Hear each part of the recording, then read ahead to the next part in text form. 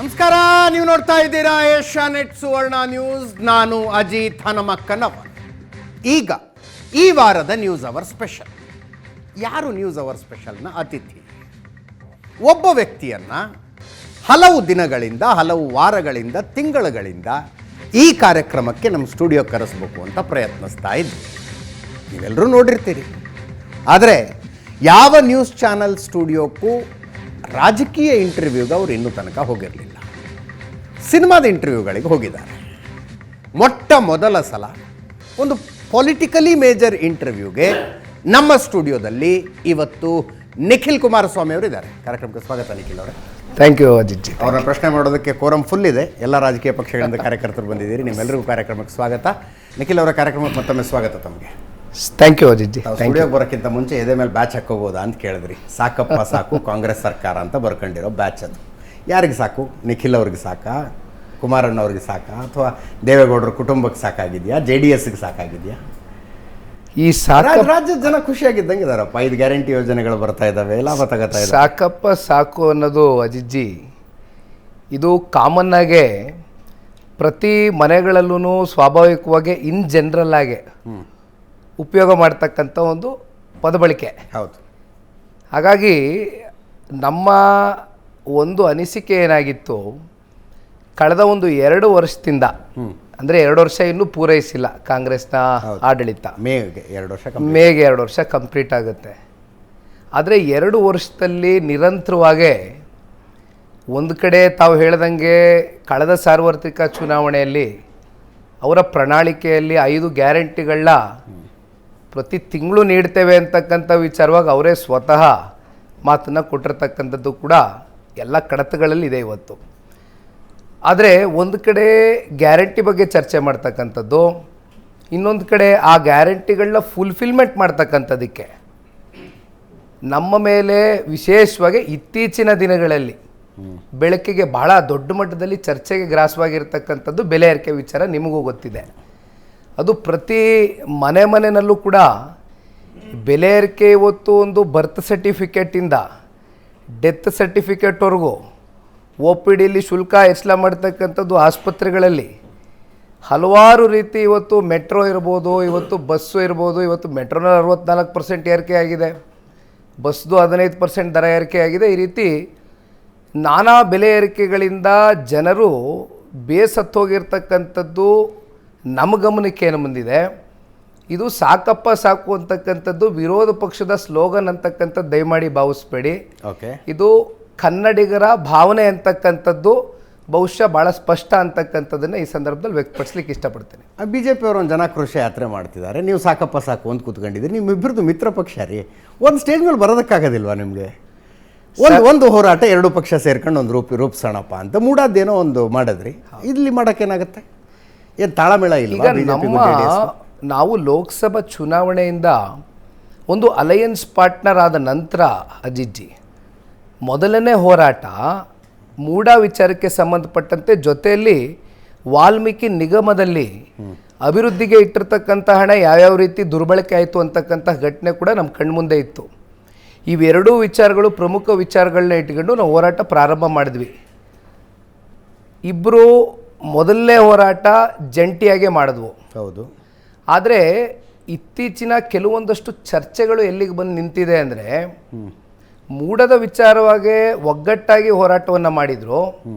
ಈಗೇನಾದ್ರೂ ಪರಸ್ಪರ ಏನಾದರೂ ಅಸಮಾಧಾನಗಳಿದೆಯಾ, ಇಬ್ಬರ ನಡುವೆ ಭಿನ್ನಾಭಿಪ್ರಾಯಗಳಿದೆಯಾ, ಈ ರೀತಿಯಾದಂಥ ಚರ್ಚೆಗಳು ಪ್ರಾರಂಭ ಆಗಿದೆ.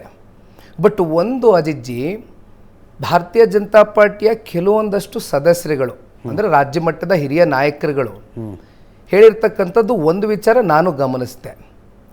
ಈಗ ಒಂದು ರಾಷ್ಟ್ರೀಯ ಪಕ್ಷವಾಗಿರ್ತಕ್ಕಂಥ ಭಾರತೀಯ ಜನತಾ ಪಾರ್ಟಿ ಅವರು ಯಾವುದಾದ್ರೂ ಹೋರಾಟಗಳು ಈ ಕೂಡಲೇ ಇಮ್ಮಿಡಿಯೇಟಾಗಿ ಕೈಗೆತ್ಕೊಳ್ಬೇಕು ಅಂತಕ್ಕಂಥ ಆಲೋಚನೆ ಬಂದಾಗ ಇಮ್ಮಿಡಿಯೇಟಾಗಿ ನಾವು ಧುಮುಕಿದ್ದೇವೆ ಹೊರತುಪಡಿಸಿ ಬೇರೆ JDS ಅವ್ರನ್ನ ನಾವು ಜೊತೆಗೂಡಿಸಿ ಹೋರಾಟ ಮಾಡಬಾರ್ದು ಅಂತಕ್ಕಂಥ ನಮ್ಮ ಮನಸ್ಥಿತಿ ಇಲ್ಲ ಅಂತಕ್ಕಂಥದ್ದು ಕೂಡ ಭಾಳ ಸ್ಪಷ್ಟವಾಗಿ ಹೇಳಿರ್ತಕ್ಕಂಥದ್ದು ನೋಡಿದೆ. ಮೀಡಿಯಾ ಕನ್ಸಂಪ್ಷನ್ಗೆ ಹೇಳ್ತಾರೆ. ಪಬ್ಲಿಕ್ ಒಪಿನಿಯನ್ ಹೆಂಗಿದೆ ಅಂದರೆ, ಈಗ ಮೂಡಾ ಪಾದಯಾತ್ರೆಯಲ್ಲಿ ಇಡೀ ಪಾದಯಾತ್ರೆನ ಕುಮಾರಸ್ವಾಮಿ ಅವ್ರು ಹೈಜಾಕ್ ಮಾಡ್ದಂಗೆ ಮಾಡ್ಬಿಟ್ರು. ಅಂದರೆ ಕುಮಾರಸ್ವಾಮಿ ಅವ್ರ ಬಗ್ಗೆನೇ ಚರ್ಚೆ, ಕುಮಾರಸ್ವಾಮಿ ಅವ್ರ ಸ್ಟೇಟ್ಮೆಂಟ್ ಹಂಗೆ ಕೊಟ್ಟರು, ಹಿಂಗಾಯಿತು ಅಂತ. ಅದಕ್ಕೆ ಬಿ ಜೆ ಪಿಯವ್ರು ಏನಾದ್ರು ಎಚ್ಚರಿಕೆ ಹೆಜ್ಜೆ ಇಡ್ತಿದ್ದಾರೆ, ಕುಮಾರಸ್ವಾಮಿ ಅವ್ರನ್ನ ಕರ್ಕೊಂಡ್ರೆ ಫುಲ್ ಹೈಜಾಕ್ ಆಗಿಬಿಡ್ತಾರೆ, ಅವರೇ ಶೈನ್ ಆಗಿಬಿಡ್ತಾರೆ ಅಂತ ಏನಾದ್ರು? ಇಲ್ಲ, ನನಗೇನು ಆ ರೀತಿ ಅನಿಸ್ಲಿಕ್ಕಿಲ್ಲ ಅಜಿಜ್ಜಿ. ಯಾಕೆಂದರೆ ನಾವು ಕೂಡ ಈಗ ಪ್ರತ್ಯೇಕವಾಗಿ ಹೋರಾಟಗಳನ್ನ ಕೈಗೆತ್ಕೊಂಡಿದ್ದೇವೆ.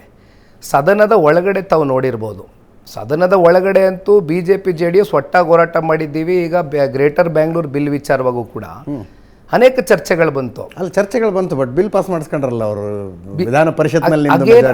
ಅಗೇನ್ ಅಜಿತ್ ಜಿ, ನಾನು ಭಾಳ ಸ್ಪಷ್ಟವಾಗಿ ಹೇಳಿದೆ, ಕೋಆರ್ಡಿನೇಷನ್ ಕಮಿಟಿ ಆಗಬೇಕು ಅಂತಕ್ಕಂಥದ್ರ ಬಗ್ಗೆ ನಾನು ಮೊದಲನೇ ಚರ್ಚೆಯನ್ನು ನಾನೇ ಮಾಡಿದ್ದು ಮಾಧ್ಯಮದಲ್ಲಿ.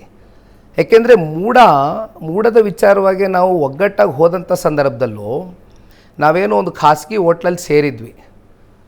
ಬಂದು ತಂದೆಯವರು ಆಚೆ ಕಡೆ, ಯಡಿಯೂರಪ್ಪಜಿಯವರು ಇದ್ದರು, ಎಲ್ಲ ಒಂದು ಪ್ರೆಸ್ ಸ್ಟೇಟ್ಮೆಂಟ್ ಕೊಟ್ಟಿದ್ದನ್ನು ನೋಡಿದ್ವಿ. ನಾನು ಕೂಡ ಉಪಸ್ಥಿತಿಯಿಂದ ನಾನು ಕೂಡ ಇದ್ದೆ ಆ ಒಂದು ಸಂದರ್ಭದಲ್ಲಿ. ಆಗ ನಮ್ಮೆಲ್ಲರ ಅಪೇಕ್ಷೆ, ಬಯಕೆ, ಅಭಿಲಾಷೆ ಒಂದೇ ಇದ್ದಂಥದ್ದು, ಒಂದು ಕೋಆರ್ಡಿನೇಷನ್ ಕಮಿಟಿ ಆಗಬೇಕು. ಎರಡು ಪಕ್ಷದ ರಾಜ್ಯ ಹಿರಿಯ ನಾಯಕರುಗಳು ಒಂದು ಕೋಆರ್ಡಿನೇಷನ್ ಟೀಮ್ ಆದಾಗ ಏನಾಗ್ತದೆ, ಒಟ್ಟಾಗೆ ಫೈಟ್ ಮಾಡ್ತಕ್ಕಂಥದ್ದಕ್ಕೆ ಈ ರಾಜ್ಯ ಸರ್ಕಾರದ ವಿರುದ್ಧವಾಗಿ, ವೈಫಲ್ಯತೆಗಳ ವಿರುದ್ಧವಾಗಿ ಒಂದು ಎಲ್ಲೂ ಕೂಡ ಮುಂದಿನ ದಿನಗಳಲ್ಲಿ ಈ ರೀತಿ ಆಗ್ಕೂಡ್ದು ಅಂತಕ್ಕಂಥ ಒಂದು ಭಾವನೆ. ಯಾಕೆಂದರೆ ಇಲ್ಲಿ ನಮ್ಮಲ್ಲಿ ಏನೂ ನಡೆದಿಲ್ಲ ಪರಸ್ಪರ. ಓಕೆ, ಅವ್ರ ಹೋರಾಟ ಅವ್ರು ಮಾಡ್ತಾ ಇದ್ದಾರೆ, ನಮ್ಮ ಹೋರಾಟ ನಾವು ಮಾಡ್ತಾ ಇದ್ದೇವೆ, ನಮ್ಮ ಅಜೆಂಡಾ ಒಂದೇ. ಇವತ್ತೇನು ಕಾಂಗ್ರೆಸ್ನ ವೈಫಲ್ಯತೆಗಳು ಪ್ಲಸ್ಸು ಭ್ರಷ್ಟಾಚಾರದ ನಿನ್ನೆಯ ದಿನ ಇವತ್ತೇನು economic adviser of chief minister Rayareddy ಸಾಹೇಬರು ಒಂದು ಸ್ಟೇಟ್ಮೆಂಟ್ ಕೊಟ್ಟರು. I congratulate him. ಯಾಕೆಂದರೆ ಅತ್ಯಂತ ವಾಸ್ತವದ ಕತೆ ಹೇಳಿದ್ದಾರೆ. ಅಂದರೆ ಸಾಹೇಬ್ರೆ, ಇಲ್ಲಿ ಭ್ರಷ್ಟಾಚಾರ ಅಂತಕ್ಕಂಥದ್ದು ಕೇವಲ ಕಾಂಗ್ರೆಸ್ ಗೌರ್ಮೆಂಟ್ ಬಂದಾಗ ಆಗ್ತಾಯಿದೆ ಅಂತಕ್ಕಂಥ ಪ್ರಶ್ನೆ ಅಲ್ಲ. ನಿಮಗೂ ಗೊತ್ತಿದೆ, ಭ್ರಷ್ಟಾಚಾರ ಅಂತಕ್ಕಂಥದ್ದು ಹಲವಾರು ಸರ್ಕಾರದಲ್ಲಿ, ಹಲವಾರು ಸನ್ನಿವೇಶಗಳಲ್ಲಿ, ಈಗ ಸರ್ಕಾರದ ಒಂದು ಪ್ಯೂನಿಂದ ಹಿಡಿದು ಇವತ್ತು ಈ ರಾಜ್ಯದ ಚುಕ್ಕಾಣಿಯನ್ನು ಹಿಡಿದಿರ್ತಕ್ಕಂಥ ಮುಖ್ಯಮಂತ್ರಿಗೂ ಕೂಡ ಆ ಭ್ರಷ್ಟಾಚಾರವನ್ನು ತಡೆಗಟ್ಟಬೇಕು ಅಂತಕ್ಕಂಥ ಭಾವನೆ ಬರದೇ ಹೋದರೆ ಭ್ರಷ್ಟಾಚಾರ ನಿರ್ಮೂಲನೆ ಮಾಡ್ತಕ್ಕಂಥದ್ದು ಭಾಳ ಕಷ್ಟ ಆಗ್ತದೆ. ಇರ್ತಕ್ಕಂಥ ವಾಸ್ತವಾಂಶ ಹೇಳಿದ್ದಾರೆ. ಆದರೆ ಭ್ರಷ್ಟಾಚಾರ ಅಂತಕ್ಕಂಥದ್ದು ಕಾಂಗ್ರೆಸ್ನ ಈ ಒಂದು ಆಡಳಿತದಲ್ಲಿ ಬಹುಶಃ ಮಿತಿ ಮೀರಿ ಹೋಗಿದೆ ಅಂತಕ್ಕಂಥದ್ದು ಪ್ರತಿಯೊಬ್ಬರು ಕೂಡ ಇವತ್ತು ಚರ್ಚೆ ಮಾಡ್ಕೊಳ್ತಕ್ಕಂಥ ರೀತಿ ಕೆಲವೊಂದಷ್ಟು ಸನ್ನಿವೇಶಗಳು ಸೃಷ್ಟಿ ಮಾಡಿದ್ದಾರೆ ಕಾಂಗ್ರೆಸ್ ಅವರು. ನಿಮ್ಮ ಟೈಮಲ್ಲಿ ಇಷ್ಟಿರಲಿಲ್ವಾ? ಇಲ್ಲ, ನಮ್ಮ ಟೈಮಲ್ಲಿ ಇಷ್ಟಿರಲಿಲ್ವಾ ಅಂದರೆ ನಾನು ಹೇಳ್ತೀನಲ್ಲ ಅಜಿಜ್ಜಿ, ನಮ್ಮ ಟೈಮು ಇವ್ರ ಟೈಮು ಅವ್ರ ಟೈಮು ಅಂತ ಅಲ್ಲ. ಈಗ ಎಲ್ಲಿಂದಾನೋ ಈ ಭ್ರಷ್ಟಾಚಾರ ಅಂತಕ್ಕಂಥದ್ದನ್ನು ಎಲ್ಲರೂ ಕೈ ಜೋಡಿಸಿದಾಗಲೇ ಭ್ರಷ್ಟಾಚಾರವನ್ನು ನಿರ್ಮೂಲನೆ ಮಾಡ್ತಕ್ಕಂಥದ್ದು ಆಗೋದು. ಅದರಲ್ಲೂ ಈ ರಾಜ್ಯದ ಚುಕ್ಕಾಣಿ ಹಿಡಿದಿರ್ತಕ್ಕಂಥ ಮುಖ್ಯಮಂತ್ರಿಗಳಿಂದ ಹಿಡಿದು ನಾನು ಹೇಳ್ತಾ ಇರೋದು, ಇನ್ಕ್ಲೂಡಿಂಗ್ ಪ್ಯೂನ್ ಬಾಯ್, ಆಫೀಸ್ ಬಾಯ್, ಸರ್ಕಾರದ ಲೆವೆಲಲ್ಲಿ ಸರ್ಕಾರದ ಕಚೇರಿಲಿ ಇರ್ತಕ್ಕಂಥವ್ರದ್ದು ಹೇಳ್ತೇವೆ. ಏಕೆಂದರೆ ಎಷ್ಟೋ ಉದಾಹರಣೆಗಳು ನೋಡಿದ್ದೀವಿ. ಸರ್ಕಾರದ ಒಂದು ಪ್ಯೂನ್ ಬಾಯ್ ಕೂಡ ಇವತ್ತು ಯಾವ್ಯಾವ ರೀತಿ ನಾನಾ ಥರದ ಒಂದು ಭ್ರಷ್ಟಾಚಾರಕ್ಕೆ ಇವತ್ತು ಎಡೆ ಮಾಡ್ಕೊಟ್ಟಿರ್ತಕ್ಕಂಥದ್ದು ನೋಡಿದ್ದೀವಿ. ಅದೆಲ್ಲೋ ಈ ಪೈಪ್ಗಳಲ್ಲೆಲ್ಲ ದುಡ್ಡು ತೋರಿಸಿ ಎಲ್ಲ ಮೊನ್ನೆ ಎಲ್ಲ ಭಾಳ ಬೆಳಕಿಗೆ ಬಂದಿತ್ತದೆಲ್ಲ ಘಟನೆಗಳು. ಈ ರೀತಿ ಇವೆಲ್ಲ ನಿಲ್ಲಬೇಕು ಅಂದರೆ ಸರ್, ಇದು ಪಕ್ಷಾತೀತವಾಗಿ ಒಬ್ಬ ಯುವಕನಾಗಿ ನನಗನ್ಸ್ತಕ್ಕಂಥದ್ದು ಸರ್, ಇಲ್ಲಿ ಭ್ರಷ್ಟಾಚಾರ ಅಂತಕ್ಕಂಥದ್ದು ಆ ಪಕ್ಷ ಈ ಪಕ್ಷ, ಆ ರಾಜಕೀಯ ಪಕ್ಷ, ಆ ಸರ್ಕಾರ ಅಂತಕ್ಕಂಥ ಪ್ರಶ್ನೆ ಅಲ್ಲ. ಇವತ್ತು ಎಲ್ಲರೂ ಒಂದು ಮನಸ್ಸನ್ನು ಕ್ರಿಯೇಟ್ ಮಾಡದೆ ಹೋದರೆ ಇವತ್ತು ಈ ಚುನಾವಣಾ ರಾಜಕಾರಣ ಎಲ್ಲಿಗೆ ಬಂದು ನಿಂತಿದೆ ಅಂತಕ್ಕಂಥದ್ದಾದರೆ ನಿಮಗೆ ಗೊತ್ತಿದೆ. ಇವತ್ತು ಈ ಖರ್ಚು ವೆಚ್ಚ ಎಲ್ಲಿ ಹೋಗಿದೆ, ಇದನ್ನು ಯಾರು ಈ ಮಟ್ಟಕ್ಕೆ ತಗೊಂಡು ಬಂದು ನಿಲ್ಲಿಸಿರ್ತಕ್ಕಂಥ ಈ ವ್ಯವಸ್ಥೆ ಸುಧಾರಣೆ ಕಾಣಲಿಲ್ಲ ಅಂದರೆ ಮುಂದಿನ ದಿನಗಳಲ್ಲಿ ಯುವ ಪೀಳಿಗೆ, ಅದರಲ್ಲೂ ಪೊಲಿಟಿಕಲ್ ಬ್ಯಾಕ್ಗ್ರೌಂಡ್ ಇರ್ತಕ್ಕಂಥ ಇಲ್ಲದೆ ಇರ್ತಕ್ಕಂಥವ್ರು, non political background but intellectuals, vision ಇರ್ತಕ್ಕಂಥವ್ರು, ಈ ದೇಶನ ಈ ರಾಜ್ಯನ ಹೋಗ್ತಕ್ಕಂಥ ಎಲ್ಲ ರೀತಿಯಾದಂಥ ಅವ್ರಿಗೆ ಎಜುಕೇಟೆಡ್ ಕ್ವಾಲಿಫಿಕೇಷನ್ ಇರ್ತಕ್ಕಂಥವ್ರು, ಇವ್ರನ್ನ ನಾವು ಕಳ್ಕೊತೀವಿ. What next? That is the only concern. Nikhil ಅವರ ಪೊಲಿಟಿಕಲ್ ಕರಿಯರ್ ಮುಂದೇನು? ರಾಜಕಾರಣದಲ್ಲಿ ಇನ್ನೂ ತನಕ ಒಂದು ಹ್ಯಾಪಿ ನ್ಯೂಸ್ ಅನ್ನೋದು ಸಿಗ್ತಿಲ್ಲ ನಿಮಗೆ.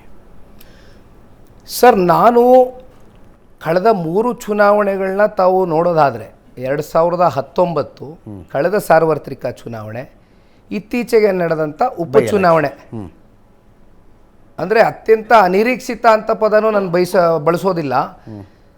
ನನ್ನಲ್ಲಿ ಒಂದು ಗುಣ ಇದೆ ಸರ್, ಅಂದರೆ ನಾನು ಒಂದು ನಂಬಿಕೆ ಇಟ್ಕೊಂಡಿದ್ದೀನಿ. ಅಂದರೆ ನನ್ನ ಒಂದು ಪರ್ಸ್ನಾಲಿಟಿ, ನಾನು ಇದೇ ರೀತಿ ಬದುಕಬೇಕು ಅಂತಕ್ಕಂಥದ್ದು. ಈಗ ಸ್ವಾಭಾವಿಕವಾಗಿ ರಾಜಕಾರಣದಲ್ಲಿ ಇರ್ತಕ್ಕಂಥ ರಾಜಕಾರಣಿಗಳು ಬೆಳಗ್ಗೆ ಒಂದು ಮಾತಾಡ್ತಾರಪ್ಪ, ಮಧ್ಯಾಹ್ನ ಒಂದು ಹೇಳ್ತಾರೆ, ನೈಟ್ ಒಂದು ಹೇಳ್ತಾರೆ ಅನ್ನೋದು ಸ್ವಾಭಾವಿಕ ಚರ್ಚೆ, ಅಭಿಪ್ರಾಯಗಳು, ಜನರ ಅಭಿಪ್ರಾಯ ಹಂಗೆ ಆಗೋಗಿದೆ ಅದು. ಹೌದು. ಆಮೇಲೆ ಅದಕ್ಕೆ ಪೂರಕವಾಗಿ ಆ ರೀತಿ ನಡ್ಕೊಂಡು ಬಂದಿದೆ ಸಿಸ್ಟಮು. ಬಟ್ ನನ್ನಲ್ಲಿ ಯಾವಾಗಲೂ ಕೂಡ ನಾನೊಂದು ಸ್ಪಷ್ಟತೆಯಿಂದ ಹೆಜ್ಜೆ ಇಡಬೇಕು. ಈಗ ಯಾವ ಕಾರಣಕ್ಕೂ ನನಗೆ ಮಂಡ್ಯ ಚುನಾವಣೆ, ಇತ್ತೀಚೆಗೆ ಲೋಕಸಭಾ ಚುನಾವಣೆ ನಡೆದಾಗ ಅಂಬೇಡ್ಕರ್ ಭವನು ಮಂಡ್ಯ ಟೌನ್ನಲ್ಲಿ ಇಡೀ ಜಿಲ್ಲೆಯಿಂದ ಕಾರ್ಯಕರ್ತರು ಸೇರಿದ್ರು. ಅವರು ಒಂದೇ ಮಾತು ಹೇಳಿದರು, 2019 ನಿಮ್ಮ ಸೋಲು ಅಲ್ಟಿಮೇಟ್ಲಿ ಅದು ಒಂದು ರೀತಿ ನಮ್ಮ ತಂದೆಯವ್ರ ಸೋಲಿನ ರೀತಿ, ಅದು ನಿಮಗೂ ಗೊತ್ತಿದೆ. ಮುಖ್ಯಮಂತ್ರಿ ಮಗ, ಮುಖ್ಯಮಂತ್ರಿಗಳ ಸರ್ಕಾರ ಕೆಡವಬೇಕು, ಮುಖ್ಯಮಂತ್ರಿ ಮಗ ಸೋತ್ರೆ ಆಟೋಮೆಟಿಕ್ಲಿ ಅವರ ಶಕ್ತಿ ಕುಂದುತ್ತದೆ, ಆಟೋಮೆಟಿಕ್ಲಿ ನಾವು ಅವ್ರನ್ನ ಮಾರಲಿ ಡೌನ್ ಮಾಡ್ಬೋದು ಅಂತಕ್ಕಂಥ ಭಾವನೆಯಿಂದ ಸಾಕಷ್ಟು ನಡೀತು. ಅದ್ರ ಬಗ್ಗೆ ನಾನು ಚರ್ಚೆ ಮಾಡಲ್ಲ. ಅಂದಿನ ರಾಜಕೀಯದ ಸನ್ನಿವೇಶ, ಷಡ್ಯಂತ್ರಗಳು ಇವೆಲ್ಲ ನಡೀತು. ಈ ಒಂದು ಲೋಕಸಭಾ ಚುನಾವಣೆಯಲ್ಲಿ, ಕಳೆದ ಲೋಕಸಭಾ ಚುನಾವಣೆಯಲ್ಲಿ ಆದಂಥ ಏನೊಂದು ಅನ್ಯಾಯದ, ಮೋಸದ, ಸೋಲಿನ ಒಂದು ಕಹಿ, ನಿಮ್ಮ ಮೂಲಕನೇ ನಾವು ಒಂದು ಉತ್ತರ ಕೊಡಬೇಕು, ನಿಮ್ಮ ಮೂಲಕನೇ ನಾವು ಇದಕ್ಕೆ, ನಮ್ಮ ನೋವಿಗೆ ಇವತ್ತು ನಾವು ಜನತೆಗೆ ಒಂದು ಉತ್ತರ ಕೊಡಬೇಕು, ಜನ ನಮಗೆ ಸ್ಪಂದಿಸ್ತಾರೆ ಅಂತಕ್ಕಂಥ ಭಾವನೆ ಇದೆ. ವಿರೋಧ ಪಕ್ಷಕ್ಕೆ ಉತ್ತರ ಕೊಡಬೇಕು ಅಂತಕ್ಕಂಥ ಭಾವನೆ ನಮ್ಮ ಕಾರ್ಯಕರ್ತರಲ್ಲಿತ್ತು. ಅತ್ಯಂತ ಒತ್ತಡ ಮಾಡಿದರು, ಲೋಕಸಭೆಗೆ ನಿಂತ್ಕೊಳ್ಳೇಬೇಕು ಮಂಡ್ಯಗೆ ಅಂತ. ತಾವು ಕಡತಗಳು ತೆಗೆದು ನೋಡಿ ಸರ್. ನಾನು ಎಸ್ಸಲ್ಲಿ ತಮ್ಮ ಪ್ರೆಸ್ಸು ಮಾಧ್ಯಮ ಸ್ನೇಹಿತರಿಗೆ ಸಿಕ್ಕಿದ್ದೀನೋ, ಇಲ್ಲ ನಾನು ಪಕ್ಷ ಕಟ್ಟಬೇಕು, ನಾನು ಪಕ್ಷದ ಕಾರ್ಯಕರ್ತನಾಗಿ ಲಕ್ಷಾಂತರ ಕಾರ್ಯಕರ್ತರ ಜೊತೆ ಬೆರಿಬೇಕು. ಏಕೆಂದರೆ ಈ ಪಕ್ಷ ಸರ್ ಕಾರ್ಯಕರ್ತರ ಪಕ್ಷ ಅಂತ ನಾನು ಯಾಕೆ ಹೇಳ್ತೀನಿ ಅಂದರೆ, ಬೇರೆಯವ್ರು ವಾದ ಮಾಡ್ಬೋದು ನಾನಾ ರೀತಿ ಕುಟುಂಬದವ್ರು ತಗೋತಾರೆ ಅಂತ, ಬಟ್ ಅದು ಬರ್ತೀನಿ ಸರ್. ನಾನು ಯಾಕೆ ನನಗಿದು ಅನಿಸುತ್ತೆ ಅಂದರೆ, ಕಟ್ಟಕಡೆಯ ವ್ಯಕ್ತಿ, ಕಟ್ಟಕಡೆಯ ಕಾರ್ಯಕರ್ತ ನಮ್ಮ ಹತ್ರ ಬರಲಿಕ್ಕೂ ಆಗಿರಲ್ಲ. ಅವನು ಯಾವುದೋ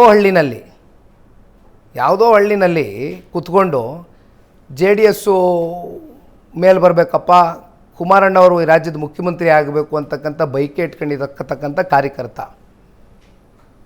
ಹಳ್ಳಿಗಳಲ್ಲಿ ಸಾಕಷ್ಟು ಜನ ಕಟ್ಟಿದ್ದಾರೆ ಈ ಪಕ್ಷನ. ಅಂಥವ್ರಿಗೆ ಮುಂಬರ್ತಕ್ಕಂಥ ದಿನಗಳಲ್ಲಿ ಜನರ ಆಶೀರ್ವಾದ ಸಿಕ್ಕಂಥ ಸಂದರ್ಭದಲ್ಲಿ ಅವ್ರಿಗೆಲ್ಲರಿಗೂ ಏನಾದರೂ ಸ್ಥಾನಮಾನ ಕೊಟ್ಟು, ಗೌರವ ಕೊಟ್ಟು, ಒಂದು ಏನಾದರೂ ಅಧಿಕಾರ ಕೊಡಿಸ್ಬೇಕು ಅಂತಕ್ಕಂಥ ನನ್ನ ಭಾವನೆ ಇದ್ದಿದ್ದು ಭಾಳ ಸ್ಪಷ್ಟವಾಗಿ ಹೇಳಿದ್ದೀನಿ ನಾನು ಅದನ್ನು. So I didn't contest Mandya elections. But ಈ ಚನ್ನಪಟ್ಟಣದ ಚುನಾವಣೆ ಆ ಒಂದು ಎಪಿಸೋಡು ನಿಮಗೆ ಗೊತ್ತಿದೆ ಸರ್. ಏಕೆಂದರೆ ಇವತ್ತಿನ ಚನ್ನಪಟ್ಟಣದ ಶಾಸಕರನ್ನ ಬಹುಶಃ ನ್ಯೂಸ್ ಅವರಲ್ಲಿ ತಾವು ಇದೇ ರೀತಿ ಒಂದು ಸಂದರ್ಶನ ಮಾಡಿದ್ರಿ ಚುನಾವಣೆ ಪೂರ್ವದಲ್ಲಿ. ಹೌದು, ಅದು ನಾವೆಲ್ಲ ಭಾಳ ನೋಡಿದ್ದೇವೆ. ಆ ಸಂದರ್ಶನದಲ್ಲಿ ಯಾವ್ಯಾವ ರೀತಿ ಏನೇನು ಚರ್ಚೆಗಳು ಬಂತು ಅವ್ರ ಕಡೆಯಿಂದ ಅನ್ನೋದು. ಬಟ್ ಅದೆಲ್ಲ ಅಪ್ರಸ್ತುತ, ಅದೆಲ್ಲ ಮುಗಿದೋಗಿರತಕ್ಕಂಥ ವಿಚಾರ. ಇನ್ನೊಂದು ಎಲ್ಲೋ ಒಂದು ಕಡೆ ಕೊನೆಯ ಹಂತದಲ್ಲಿ ನನ್ನ ಮೇಲೆ ಈ ಚುನಾವಣೆ ನಿಲ್ಲೇಬೇಕು ಅಂತಕ್ಕಂಥ ಒಂದು ಒತ್ತಡ.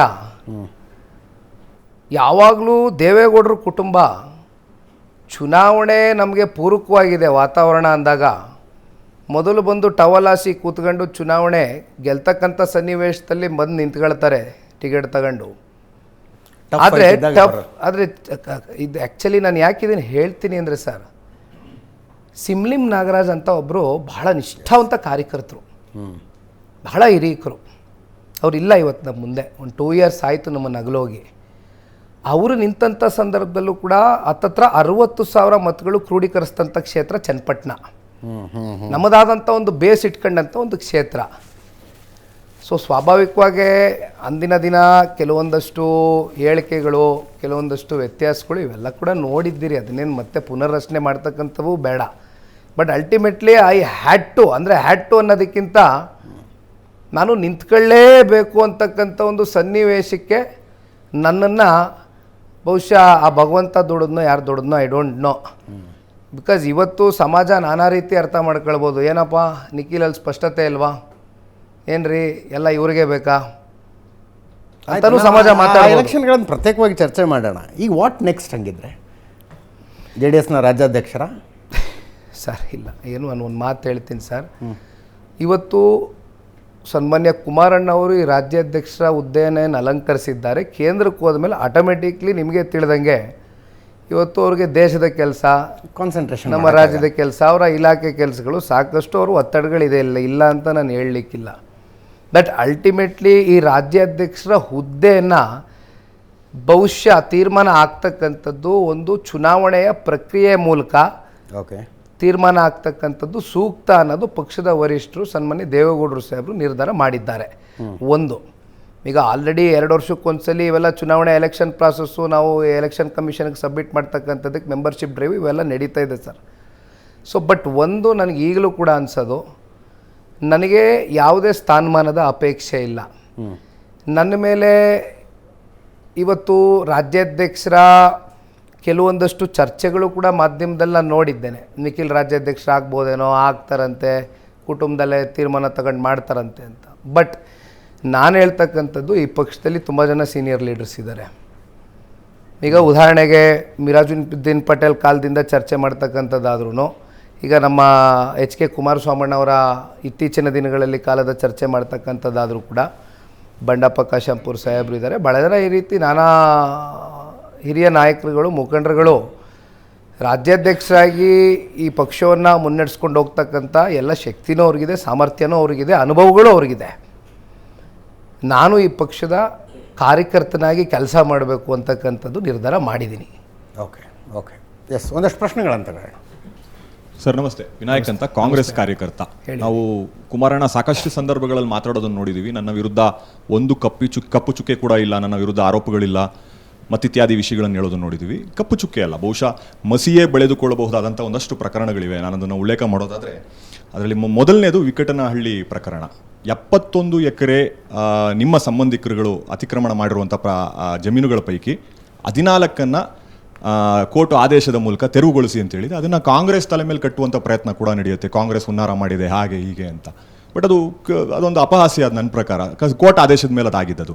ಜೊತೆಗೆ ಇನ್ನೊಂದು ಭಾಳ ಮುಖ್ಯವಾದ್ದು ಅಲಗೆ ವಡೇರ್ನಹಳ್ಳಿ ಡಿನೋಟಿಫಿಕೇಶನ್ ಹಗರಣ.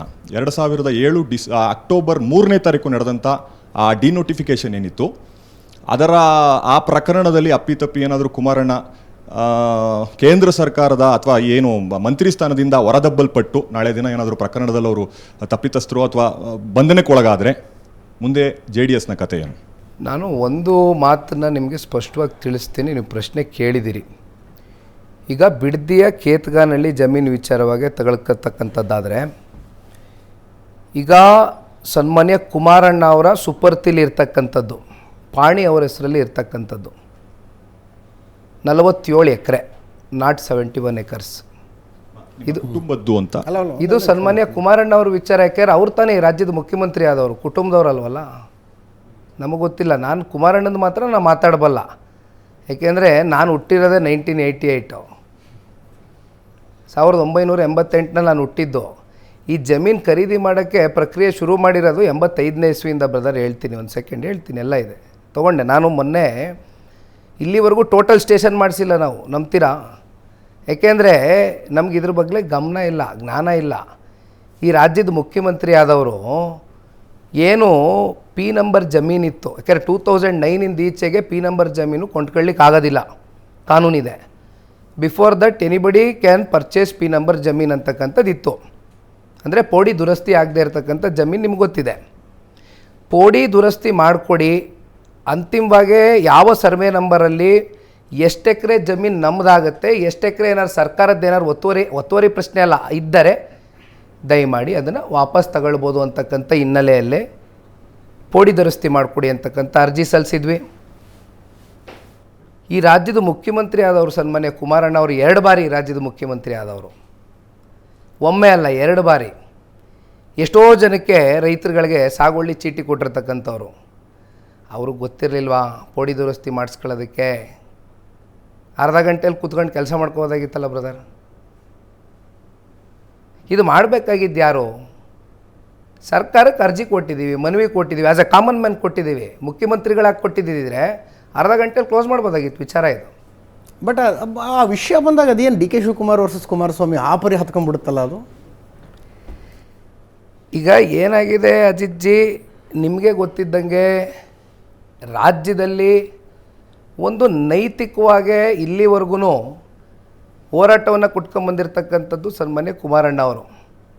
ಈಗ ಕಾಂಗ್ರೆಸ್ ಪಕ್ಷಕ್ಕೆ ಹಲವಾರು ಸಂದರ್ಭದಲ್ಲಿ ಅವರು ತಪ್ಪುಗಳು ಮಾಡಿದಂಥ ಸಂದರ್ಭದಲ್ಲಿ ಕುಮಾರಣ್ಣ ಅವರು ಅದನ್ನು ಎತ್ತಿಡ್ದು ತೋರಿಸಿರ್ತಕ್ಕಂಥದ್ದು ನೋಡಿದ್ದೀವಿ.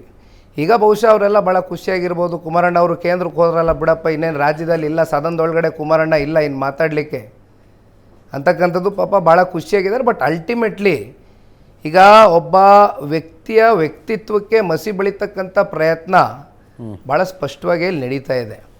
ಬಟ್ ಈಗ ನಾನೊಂದು ಪಾಯಿಂಟ್ ಹೇಳ್ತೀನಿ, ಇನ್ಕ್ಲೂಡಿಂಗ್ ಅಳಿಗೆ ಒಡೆಯರಹಳ್ಳಿ ಇರ್ಬೋದು, ಕೇತಗನಹಳ್ಳಿ ವಿಚಾರ ಇರ್ಬೋದು, ಇಲ್ಲಿ ಎಲ್ಲವೂ ಕೂಡ ಇವತ್ತು ಈಗ SIT ರಚನೆ ಮಾಡಿದ್ರು ಸರ್. ಅದಕ್ಕಿಂತ ಮುಂಚಿತವಾಗಿ ಒಂದು ಸೆಕೆಂಡ್ SITನೂ ರಚನೆ ಮಾಡಿದ್ರು, ಕೋರ್ಟು ಆದೇಶ ಕೊಡ್ತು, ಇಲ್ಲಪ್ಪ ಅದು ಏನಿದೆ ಎಲ್ಲ ತೆಗೀರಿ ಮಾಡಿ ಅಂತ ಹೇಳ್ತು. ಸಂತೋಷ. ಯಾಕೆಂದರೆ ಅಲ್ಟಿಮೇಟ್ಲಿ ವಾಟ್ ಎವರ್ ಜಡ್ಜ್ಮೆಂಟ್ ಈಗ ಕಾನೂನು ಮೂಲಕ, ಕೋರ್ಟ್ ಮೂಲಕ ಕಾನೂನು ಆದೇಶ ಏನೇ ಬಂದರೂ ನಾವು ತಲೆಬಾಗಬೇಕಾಗ್ತದೆ. Obviously. So we are fighting this in court. ಅಲ್ಟಿಮೇಟಾಗಿ ಅಲ್ಲಿ ಬರಲಿ, ಇದು ಆರೋಪ ಮಾಡ್ಕೊಂಡಿದ್ದಾರೆ. ಈ ಆರೋಪದಲ್ಲಿ ಉರುಳಿದೆಯಾ, ಉರುಳಿಲ್ವಾ, ತಪ್ಪಿತಸ್ತ್ರ ಅಲ್ವಾ, ನಮ್ಮಲ್ಲಿ ಸ್ಪಷ್ಟತೆ ಇದೆಯಾ, ಪಾರದರ್ಶಕತೆಯಿಂದ ನಾವು ಜೀವನ ಮಾಡಿದ್ದೀವ ಅಂತಕ್ಕಂಥದ್ದು ಕೋರ್ಟ್ ಇತ್ಯರ್ಥ ಮಾಡ್ತದೆ. ಸರ್ ಜಗನ್ನಾಥ್ ಅಂತೇಳಿ ಸರ್, ಕಾಂಗ್ರೆಸ್ ಕಾರ್ಯಕರ್ತ. ಸರ್ ತಾವು ಇವಾಗಲೇ ಹೇಳಿದ್ರಿ ಕಾರ್ಯಕ್ರಮದಲ್ಲಿ, ಮಂಡ್ಯ ಚುನಾವಣೆ MP ಚುನಾವಣೆಯಲ್ಲಿ ಕುಮಾರಸ್ವಾಮಿ ಅವರು ಹೋಗಿದ್ದಾರೆ ಮತ್ತು ಸಂತೋಷವಾಗಿದ್ದಾರೆ ಎಲ್ಲ ಅಸೆಂಬ್ಲಿಲಿ ಅಂತ ತಾವು ಇವಾಗ ಉಲ್ಲೇಖ ಮಾಡಿದ್ರಿ. ಸರ್ ಯಾರು ನಿಮ್ಮ ಪಕ್ಷದವ್ರು ಹೇಳಿ ಬೇಕಾದ್ರೆ ಅವರು MP ಸೀಟ್ಗೆ ಹೋಗ್ಬೋದು. ಅದಕ್ಕೆ ಮುಂಚೆ ಏನು ಹೇಳಿದ್ರು, ಬೆಂಗಳೂರು ರೂರಲಲ್ಲಿ ಮಂಜುನಾಥ್ ಸರ್ ನಿಂತಾಗ ಒಂದು ಒಳ್ಳೆ ಹೃದಯ ತಜ್ಞ ನಿಂತಿದ್ದಾರೆ, ಅವ್ರಿಗೆ ನೀವು ಬೆಂಬಲ ಕೊಡಬೇಕು, ಮುಂದಿನ ದಿನಗಳಲ್ಲಿ ಅವರು ಕೇಂದ್ರದ ಆರೋಗ್ಯ ಸಚಿವರಾಗ್ತಾರೆ ಅಂತ ಹೇಳಿದ್ರು. ಅವ್ರನ್ನ ಓವರ್ಟೇಕ್ ಮಾಡಿ ತಮ್ಮ ತಂದೆಯವರು ರಾಜ್ಯ ಮಂತ್ರಿಗಳಾಗ್ಬಿಟ್ರು, ಕೇಂದ್ರದ ಮಂತ್ರಿಗಳಾಗ್ಬಿಟ್ರು. ಯಾಕೆ ಸರ್ ಅವರು ಒತ್ತಡ ಹಾಕಿ ಇವ್ರನ್ನೇ ಮಂತ್ರಿಗಳು ಮಾಡ್ಬೋದಾಗಿತ್ತಲ್ಲ, ಆರೋಗ್ಯ ಸಚಿವರಾಗಿರ್ಬೋದು, ಕರ್ನಾಟಕದ ಕಣ್ಮಣಿ ಅವರು. ಹೌದಾ? ಹೌದು ಸರ್. ನಮ್ಮ ಅಲಯನ್ಸು ಲೋಕಸಭಾ ಪೂರ್ವದಲ್ಲಿ ಏನಾಯಿತು, ಆ ಅಲಯನ್ಸ್ ಆದಾಗ ಇನ್ಕ್ಲೂಡಿಂಗ್ ಸೀಟ್ ಶೇರಿಂಗ್ ವಿಚಾರಕ್ಕೆ ಸಂಬಂಧಪಟ್ಟಂತೆ ನಾನು ಅವ್ರ ಜೊತೆ ಹೋಗಿದ್ದೇನೆ. ಕೆಲವೊಂದಷ್ಟು ಸೀನಿಯರ್ ಲೀಡರ್ಸು ಅವ್ರ ಜೊತೆ ತೆರಳಿದ್ದಾರೆ. ದೇಶದ ಗೃಹ ಸಚಿವರ ಜೊತೆ ಕೂತು ಅಲಯನ್ಸ್ ವಿಚಾರವಾಗಿ ಅಲ್ಲಿಂದ ನಾನು ನಿಮ್ಗೆ ಹೇಳ್ತಾ ಇದ್ದೀನಿ. ಕುಮಾರಣ್ಣ ಅವರ ಸ್ವಭಾವ ಯಾವ ರೀತಿ ಅಂದರೆ, ಈಗ ಬಹಳಷ್ಟು ಜನ, ಈಗ ನೀವು ತುಮಕೂರು ತಗೊಳ್ಳಿ, ನಂಬರ್ 1 ಇವತ್ತಿಗೂ ಕೂಡ ಕಳೆದ ಸಾರ್ವತ್ರಿಕ ಚುನಾವಣೆಯಲ್ಲಿ 34% ವೋಟ್ ಶೇರ್ ತಗೊಂಡಿದ್ದೀವಿ. ಮೈಸೂರಿನಲ್ಲಿ ಸಿಟಿನ ಹೊರತುಪಡಿಸಿ ಅರ್ಬನ್ನ, ರೂರಲಲ್ಲಿ JDS ತನ್ನದಾದಂಥ ಪ್ರಾಬಲ್ಯ ಹೊಂದಿದೆ, ಚಿಕ್ಕಬಳ್ಳಾಪುರದಲ್ಲಿ ತನ್ನದಾದಂಥ ಪ್ರಾಬಲ್ಯ ಹೊಂದಿದೆ. ಅವ್ರು ಇನ್ಕ್ಲೂಡಿಂಗ್ ಸೀಟ್ ಶೇರಿಂಗ್ ವಿಚಾರವಾಗೂ ಕೂಡ ಇದು ಲೋಕಸಭಾ ಚುನಾವಣೆ, ಮೋದಿಜಿಯವ್ರ ಜೊತೆ ಮೊದಲನೇ ಬಾರಿ ದೇವೇಗೌಡರು ಸಾಹೇಬರು ಕೈ ಜೋಡಿಸ್ತಾ ಇದ್ದಾರೆ. ಯಾವ ಕಾರಣಕ್ಕೂ ಒತ್ತಡ ಇರೋದು ಬೇಡ ಅಂತ ಒಂದು ಮಾತಾಡಲಿಲ್ಲ. ಭಾಳ ಜನ ಕೇಳಿದ್ರು, ಮಾಧ್ಯಮದಲ್ಲಿ ಚರ್ಚೆ ಬಂತು, 5 ಸೀಟ್ ಅಂತೆ, 6 ಸೀಟ್ ಅಂತೆ, 7 ಸೀಟ್ ಮಾತಾಡ್ತಾ ಇದ್ದಾರೆ ಅಂತ. ನಾವು ಯಾವುದು ಷರತ್ತಾಕಿ ಹೋಗಲಿಲ್ಲ. ಯಾಕಿದು ಹೇಳ್ತಾ ಇದ್ದೀನಿ ಅಂತ ಕಂಪ್ಲೀಟ್ ಮಾಡ್ತೀನಿ ಒಂದು ಸೆಕೆಂಡ್. ಷರತ್ತಾಕಿ ಹೋಗಲಿಲ್ಲ. ದೇವೇಗೌಡರು ಸಾಹೇಬರು 64 ವರ್ಷದ ದೀರ್ಘಕಾಲದ ರಾಜಕಾರಣದ ಬದುಕಲ್ಲಿ ಮೊದಲನೇ ಬಾರಿ ಮೋದಿಜಿಯವರ ಆಡಳಿತ ವೈಖರಿಯನ್ನು ಮೆಚ್ಚಿ ಜೊತೆಲಿ ಹೋದಾಗ ನಾವೊಂದು ಷರತ್ತಿನ ಮೇಲೆ ಹೋಗಬಾರ್ದು ಅಂತ ನಿರ್ಧಾರ ತಗೊಂಡಂಥದ್ದು ದೇವೇಗೌಡರು ಸಾಹೇಬರು, ಕುಮಾರಣ್ಣ ಅವರು. ಅದೇ ರೀತಿ ಅದರ ಮುಂದುವರೆದ ಭಾಗವಾಗಿ ಕುಮಾರಣ್ಣನಿಗೆ ಯಾವ ಮಂತ್ರಿಗಿರಿ ತಗೋಬೇಕು ಅಥವಾ ಯಾವ ಪೋರ್ಟ್ಫೋಲಿಯೋ ಕೇಳಬೇಕು ಅಥವಾ ನನಗೆ ಮಂತ್ರಿ ಕೊಡ್ತಾರಾ ಅಂತಕ್ಕಂಥ ಖರ್ಚಿಫ್ ಹಾಕಿದವ್ರು ಕುಮಾರಣ್ಣ ಅಲ್ಲ. ಅವರ ಸ್ವಾಭಾವಿಕ ಗುಣ ಹೇಳ್ಬಿಡ್ತೀನಿ ಬಾಸ್, ಕೇಳಿಸ್ಕೊಳ್ಳಿ, ನೀವು ಕೇಳಿದಿರಿ. ಅವರ ವ್ಯಕ್ತಿತ್ವ ಎಂಥದ್ದು ಅಂದರೆ, ಇವತ್ತು ಕುಮಾರಣ್ಣ ಅವರು ಈ ರಾಜ್ಯದಲ್ಲಿ 2 ಬಾರಿ ಮುಖ್ಯಮಂತ್ರಿ ಆದಂಥವ್ರು. ಒಮ್ಮೆ 20 ತಿಂಗಳು, 2ನೇ ಬಾರಿ 14 ತಿಂಗಳು, ಕೇವಲ 34 ತಿಂಗಳು, ಜಸ್ಟ್ 34 ಮಂತ್ಸ್. ಒಂದು ಕಡೆ ದೇವೇಗೌಡರು ಸಾಹೇಬರು 64 ವರ್ಷದ ಪೊಲಿಟಿಕಲ್ ಕೆರಿಯರಲ್ಲಿ 3.25 ವರ್ಷ ಅಷ್ಟೇ PWD ಮಂತ್ರಿಗಳಾಗಿ, ನೀರಾವರಿ ಸಚಿವರಾಗಿ, ರಾಜ್ಯದ ಮುಖ್ಯಮಂತ್ರಿಯಾಗಿ, ಪ್ರಧಾನಮಂತ್ರಿಯಾಗಿ ಕೆಲಸ ಮಾಡಿರ್ತಕ್ಕಂಥದ್ದು. ಹಾಗಾಗಿ ಇಲ್ಲಿ ಎಂದೂ ಕೂಡ ದೇವೇಗೌಡರ ಸಾಹೇಬರಾಗಲಿ ಕುಮಾರಣ್ಣ ಅವರಾಗಲಿ ನಮಗೆ ಇಂಥ ಹುದ್ದೆ ಕೊಡಿ, ಇಂಥ ಮಂತ್ರಿಗಿರಿ ಕೊಡಿ ಅಂತ ಕೇಳಿದವರಲ್ಲ. ಆಮೇಲೆ ಒಂದು ನಿಮಿಷ ಹೇಳ್ತೀನಿ, ನನ್ನೆಲ್ಲ ಮೈಂಡಲ್ಲಿದೆ, ಒಂದು ಸೆಕೆಂಡ್ ನನಗೆ ಹೇಳ್ಬೇಕು ಸರ್. ವೇದಿಕೆಯಲ್ಲಿ ನಿಂತು ಡಾಕ್ಟರ್ CN ಮಂಜುನಾಥ್ರವರು ಜಯದೇವ ನಿರ್ದೇಶಕರಾಗಿ ಬಹುಶಃ ಇಡೀ ವಿಶ್ವಕ್ಕೆ ಪರಿಚಯ ಇರ್ತಕ್ಕಂಥ ವ್ಯಕ್ತಿ. ಅಂಥ ವ್ಯಕ್ತಿತ್ವ ಹುಟ್ಲಿಕ್ಕಿಲ್ಲ. ಸಾಕಷ್ಟು ಲಕ್ಷಾಂತರ ಜನ ಹೃದಯ ಉಳಿಸಿರ್ತಕ್ಕಂಥದ್ದು, ಮನೆ ದೀಪ ಬೆಳಗ್ತಕ್ಕಂಥದ್ದು ಕಾರಣಕರ್ತರಾಗಿರೋರು ಮಂಜುನಾಥ್ ಸಾಹೇಬರು. ಹೇಳ್ತೀನಿ ಕೇಳಿ. ಬಟ್ ಅಲ್ಟಿಮೇಟ್ಲಿ ಕುಮಾರಣ್ಣವರ 20 ತಿಂಗಳ ಆಡಳಿತ, 14 ತಿಂಗಳ ಆಡಳಿತ, ಅವರ ರಾಜಕಾರಣದ ಸುದೀರ್ಘವಾದಂಥ ಅನುಭವ ನರೇಂದ್ರ ಮೋದಿಜಿಯವರು ನನ್ನ ಜೊತೆಯಲ್ಲಿ ಇಂಥ ಒಬ್ಬ ಕ್ಯಾಬಿನೆಟ್ ಮಂತ್ರಿ ಇದ್ದರೆ ದೇಶ ಕಟ್ತಕ್ಕಂಥದ್ದಕ್ಕೆ ಇನ್ನೂ ಒಂದು ವೇಗ ಸಿಗುತ್ತೆ ಅಂತಕ್ಕಂಥ ನಿರ್ಧಾರದಿಂದ ಅವ್ರು ತಗೊಂಡಿರ್ತಕ್ಕಂಥ ನಿರ್ಣಯ. ಇಲ್ಲಿ ಕುಮಾರಣ್ಣ ಹೋಗ್ಬಿಟ್ಟು ನನಗೆ ಮಂತ್ರಿಗಿರಿ ಕೊಡಿ, ಇಲ್ಲ ಮಂಜುನಾಥ್ ಸಾಹೇಬ್ರಿಗೆ ಮಂತ್ರಿಗಿರಿ ಕೊಡಿ ಅಂತಕ್ಕಂಥ ಕೇಳ್ತಕ್ಕಂಥ ಪ್ರಶ್ನೆನೇ ಇಲ್ಲ. ಸರ್ ನಮಸ್ತೆ, ನಾನು ಮಾಗಡಿ ತಾಲೂಕು ಕುದೂರಿಂದ ಶಶಾಂಕ್ ಅಂತ. ನಮಸ್ತೆ ಬ್ರದರ್. ಈಗ ನೀವು ಪ್ರಥಮ ಚುನಾವಣೆ ಮಂಡ್ಯದಿಂದ ಶುರು ಮಾಡಿದ್ರಿ, ನಂತರ ರಾಮನಗರ ಬಂದ್ರಿ, ತದನಂತರ ಚನ್ನಪಟ್ಟಣ ಬಂದ್ರಿ. ಯಾಕೆ ಸರ್ ನೀವು ಹಿಂಗೆ ಕ್ಷೇತ್ರ ಬದಲಾವಣೆ ಮಾಡ್ತಿದ್ದೀರಲ್ಲ, ಅಲ್ಲಿ ಆ ಕ್ಷೇತ್ರಗಳಲ್ಲಿ ಸಮರ್ಥ ಅಭ್ಯರ್ಥಿ ಇಲ್ವಾ, ಅಥವಾ ಮತ್ತೆ ಮತ್ತೆ ಸೋಲಿಸ್ತಾರೆ ಅಂತ ರಾಜಕೀಯ ಅಭದ್ರತೆ ಕಾಡ್ತಿದ್ಯಾ? ಮುಂದಿನ ಚುನಾವಣೆ ನಿಮ್ಮದು ಕ್ಷೇತ್ರ ಹಾಸನ ಕಡೆನಾ ಯಾವುದು ಅಂತ ಹೇಳ್ಬೇಕು ಸರ್. ನಾನು ಇದೊಂದು ಪ್ರಶ್ನೆ ಅನೇಕ ಸಲ 7.5 ಕೋಟಿ ಕನ್ನಡಿಗರಲ್ಲಿ ಒಬ್ಬ ಕನ್ನಡಿಗ. ಮೊದಲನೇ ಪಾಯಿಂಟ್ ಹೇಳ್ತೀನಿ, 7.5 ಕೋಟಿ ಕನ್ನಡಿಗನಲ್ಲಿ ನಾನು ಒಬ್ಬ ಕನ್ನಡಿಗ. ನಮ್ಮ ಒಂದು ಬಾಂಧವ್ಯ ಏನಿದೆ, ರಾಜಕಾರಣದ ಬಾಂಧವ್ಯ ಹೊರತುಪಡಿಸಿದಂಥ ಬಾಂಧವ್ಯದ ಬಗ್ಗೆ ನಾನು ಮಾತನಾಡ್ತಾ ಇದ್ದೇನೆ. ಈಗ ರಾಮನಗರದಲ್ಲಿ ನಮ್ಮ ತಂದೆಯವರು ಪ್ರಥಮವಾಗಿ ದೇವೇಗೌಡರು ಸಾಹೇಬ್ರನ್ನ 94ನೇ ಇಸ್ವಿನಲ್ಲಿ ದೇವೇಗೌಡರು ಸಾಹೇಬ್ರನ್ನ ರಾಮನಗರದಲ್ಲಿ ನಿಲ್ಲಿಸಲಿಕ್ಕೆ ಮುಖ್ಯವಾದಂಥ ಕಾರಣಕರ್ತರು ನಮ್ಮ ತಂದೆಯವರು. ಅದು ಹೇಗೆ ಅಂದರೆ ಅವರ ಒಂದು ನಂಟು ದೇವೇಗೌಡರು ಸಾಹೇಬ್ರನ್ನ ಅಲ್ಲೇ ನಿಲ್ಲಿಸಬೇಕು ಅಂತಕ್ಕಂಥ ಒಂದು ಚರ್ಚೆಗಳಾದಾಗ ದೇವೇಗೌಡರು ಸಾಹೇಬ್ರೇ ಕುಮಾರಣ್ಣನ ಕೇಳಿದ್ರಂತೆ, ಏನಪ್ಪ ಕುಮಾರು ಚುನಾವಣೆ ಎಲ್ಲ ಆಗಿತ್ತು. ಒಂದು ಸಲ ಹೇಳ್ತಾರೆ, ಒಂದು ನನಗೆ ಭಾಳ ಟೈಮ್ ಹೇಳ್ತಾರೆ, ಈ ನಮ್ಮ ತೋಟ ತಗೊಂಡಿದ್ವಿ ಸರ್. ಆಗ ನಾವೆಲ್ಲ ಚಿಕ್ಕ ಹುಡುಗರು, ನಮ್ಗೆ ಗೊತ್ತಿಲ್ಲ, ನಾವು ಕತೆ ನಾವು ಕೇಳಿದ್ದೀವಿ, ವಿಚಾರಗಳು ಹೇಳಿರ್ತಾರೆ, ಮುಟ್ಸಿರ್ತಾರೆ, ಅದು ಹೇಳ್ತಾಯಿದ್ದೀನಿ. ತಂದೆಯವರು, ತಾತ ಅವರು, ಅಜ್ಜಿ 3 ಜನ ಅಂಬಾಸಿಡರ್ ಕಾರಿತ್ತು. ಅದೊಂದು ನನಗೆ ಜ್ಞಾಪಕ ಇದೆ. ಕಾರಲ್ಲಿ ಹೋಗ್ಬೇಕಾದ್ರೆ ಚುನಾವಣೆ ಆಗೋಗಿ ನಿಂತು ಎಲ್ಲ ಆಗೋಗಿದೆ. ಕುಮಾರಣ್ಣನಿಗೆ ದೇವೇಗೌಡರು ಸಾಹೇಬರು ಕೇಳಿದ್ರಂತೆ, ಯಾಕೆಂದರೆ ಆ ಹಿಂದೆ ಕುಮಾರಣ್ಣ ರಾಜಕೀಯವಾಗಿ ಆ ಜಿಲ್ಲೆಗೆ ಎಂಟ್ರಿ ಕೊಡಲಿಕ್ಕಿಂತ ಮುಂಚಿತವಾಗಿ ಇಲ್ಲಿ ಕಾಂಗ್ರೆಸ್ ಕಾರ್ಯಕರ್ತರು ಕೂತಿದ್ದಾರೆ. ರಾಜಕೀಯವಾಗಿ ಕಾಂಗ್ರೆಸ್ಗೆ ಸ್ವಲ್ಪ ಫೇವರ್ ಇದ್ದಂಥ ಜಿಲ್ಲೆಗಳೇ ಅದು ರಾಮನಗರ. ಅಲ್ಲಿಂದ ಕುಮಾರಣ್ಣ ಅವರು ಅವರ ಒಂದು ಬಾಂಧವ್ಯ, ಜನಗಳ ಜೊತೆ ಸಂಪರ್ಕ ಅವೆಲ್ಲವನ್ನು ನಿರಂತರವಾಗಿ ಇಟ್ಟ ನಂತರ ಒಂದು ಬಾಂಧವ್ಯ ಬೆಳೀತು ರಾಮನಗರ ಜಿಲ್ಲೆಯಲ್ಲಿ. ಆವಾಗ ದೇವೇಗೌಡರು ಸಾಹೇಬರು ನಿಂತಿದ್ರು. ಹೆಂಗಪ್ಪ ಕುಮಾರು ಚುನಾವಣೆ ಆಗಿದೆ, ರಿಸಲ್ಟ್ ಏನಾಗ್ಬೋದು ಅಂದಾಗ, ನೀವು ನನ್ನ ಮೇಲೆ ನಂಬಿಕೆ ಇಡಿ, 10,000 ಮೇಲೆ ನಿಮಗೆ ಮತ ಬೀಳುತ್ತೆ ಅಂದಾಗ ಹೆಚ್ಚು ಕಮ್ಮಿ ಆಲ್ಮೋಸ್ಟ್ 9,900 ಚಿಲ್ಲರೆ ಎಷ್ಟೋ ಮತ ಬಿದ್ದು ಸನ್ಮಾನ್ಯ ದೇವೇಗೌಡರು ಸಾಹೇಬ್ರು ಅಲ್ಲಿಂದ ಆಯ್ಕೆ ಆದರು ಸರ್. ಅಲ್ಲಿಂದ ಒಂದು ಬಾಂಧವ್ಯ ಬೆಳೀತು. ರಾಮನಗರ ಇರ್ಬೋದು, ಮಂಡ್ಯದ ನಂಟಿರ್ಬೋದು. ಹಾಗಾಗಿ ಇಲ್ಲಿ ನಾವು ಎಲ್ಲಿ ನಿಂತ್ಕೋಬೇಕು ಅಂತಕ್ಕಂಥ ನಿರ್ಣಯಗಳು ಕೆಲವೊಂದಷ್ಟು ಸಂದರ್ಭದಲ್ಲಿ ನಮ್ಮ ಕೈನಲ್ಲಿ ಇರೋದಿಲ್ಲ. ಸಾಂದರ್ಭಿಕವಾಗಿ ಅವೆಲ್ಲ ನಿರ್ಣಯಗಳಾಗ್ತದೆ. ಬಟ್ ಹಂಗಂದ್ಬಿಟ್ಟು ನಾನು ಅಲ್ಲಿ ಚುನಾವಣೆಗೆ ಇಲ್ಲಿ ನಿಂತಿದ್ದೀನಿ, ಮಂಡ್ಯದಲ್ಲಿ, ಇಲ್ಲಿ ರಾಮನಗರಕ್ಕೆ ನಿಂತಿದ್ದೆ, ಇಲ್ಲಿ ಚನ್ನಪಟ್ಟಣದಲ್ಲಿ ನಿಂತಿದ್ದೆ. ಚುನಾವಣೆಯ ಗೆಲುವು ಸೋಲು ಸಮಚಿತ್ತವಾಗಿ ತಗೊಳ್ತಕ್ಕಂಥ ಒಂದು ಮನಸ್ಥಿತಿ ನನ್ನಲ್ಲಿದೆ. ಚುನಾವಣೆಯ ಗೆಲುವು ಸೋಲಿನ ಮೇಲೆ ಲೀಡರ್ಶಿಪ್ ಡೆಫಿನೇಷನ್ ಆಗೋದಿಲ್ಲ. ಅದು ಕಾಂಗ್ರೆಸ್ಸಿನ ಕಾರ್ಯಕರ್ತರ ಪ್ರಶ್ನೆ. ಬಟ್ ಒಬ್ಬ ಪತ್ರಕರ್ತನಾಗಿ ನನಗನ್ಸೋದು, ಯಾವುದಾದ್ರೂ ಒಂದು ಕ್ಷೇತ್ರದಲ್ಲಿ ಚುನಾವಣೆಯನ್ನು ಸೋತಾಗ ಮುಂದಿನ 5 ವರ್ಷ ನಿರಂತರವಾಗಿ ಆ ಕ್ಷೇತ್ರದಲ್ಲಿ ಕೆಲಸ ಮಾಡಿ ಕಾರ್ಯಕರ್ತರ ಜೊತೆ ಸಂಪರ್ಕದಲ್ಲಿ ಇಟ್ಕೊಂಡು ಮತ್ತೆ ಅಲ್ಲೇ ಗೆದ್ದು ತೋರಿಸ್ಬೇಕು. ಅಜಿಜ್ಜಿ, ನನ್ನ ವೈಯಕ್ತಿಕ ಭಾವನೆ ಅದೇ ಆಗಿತ್ತು.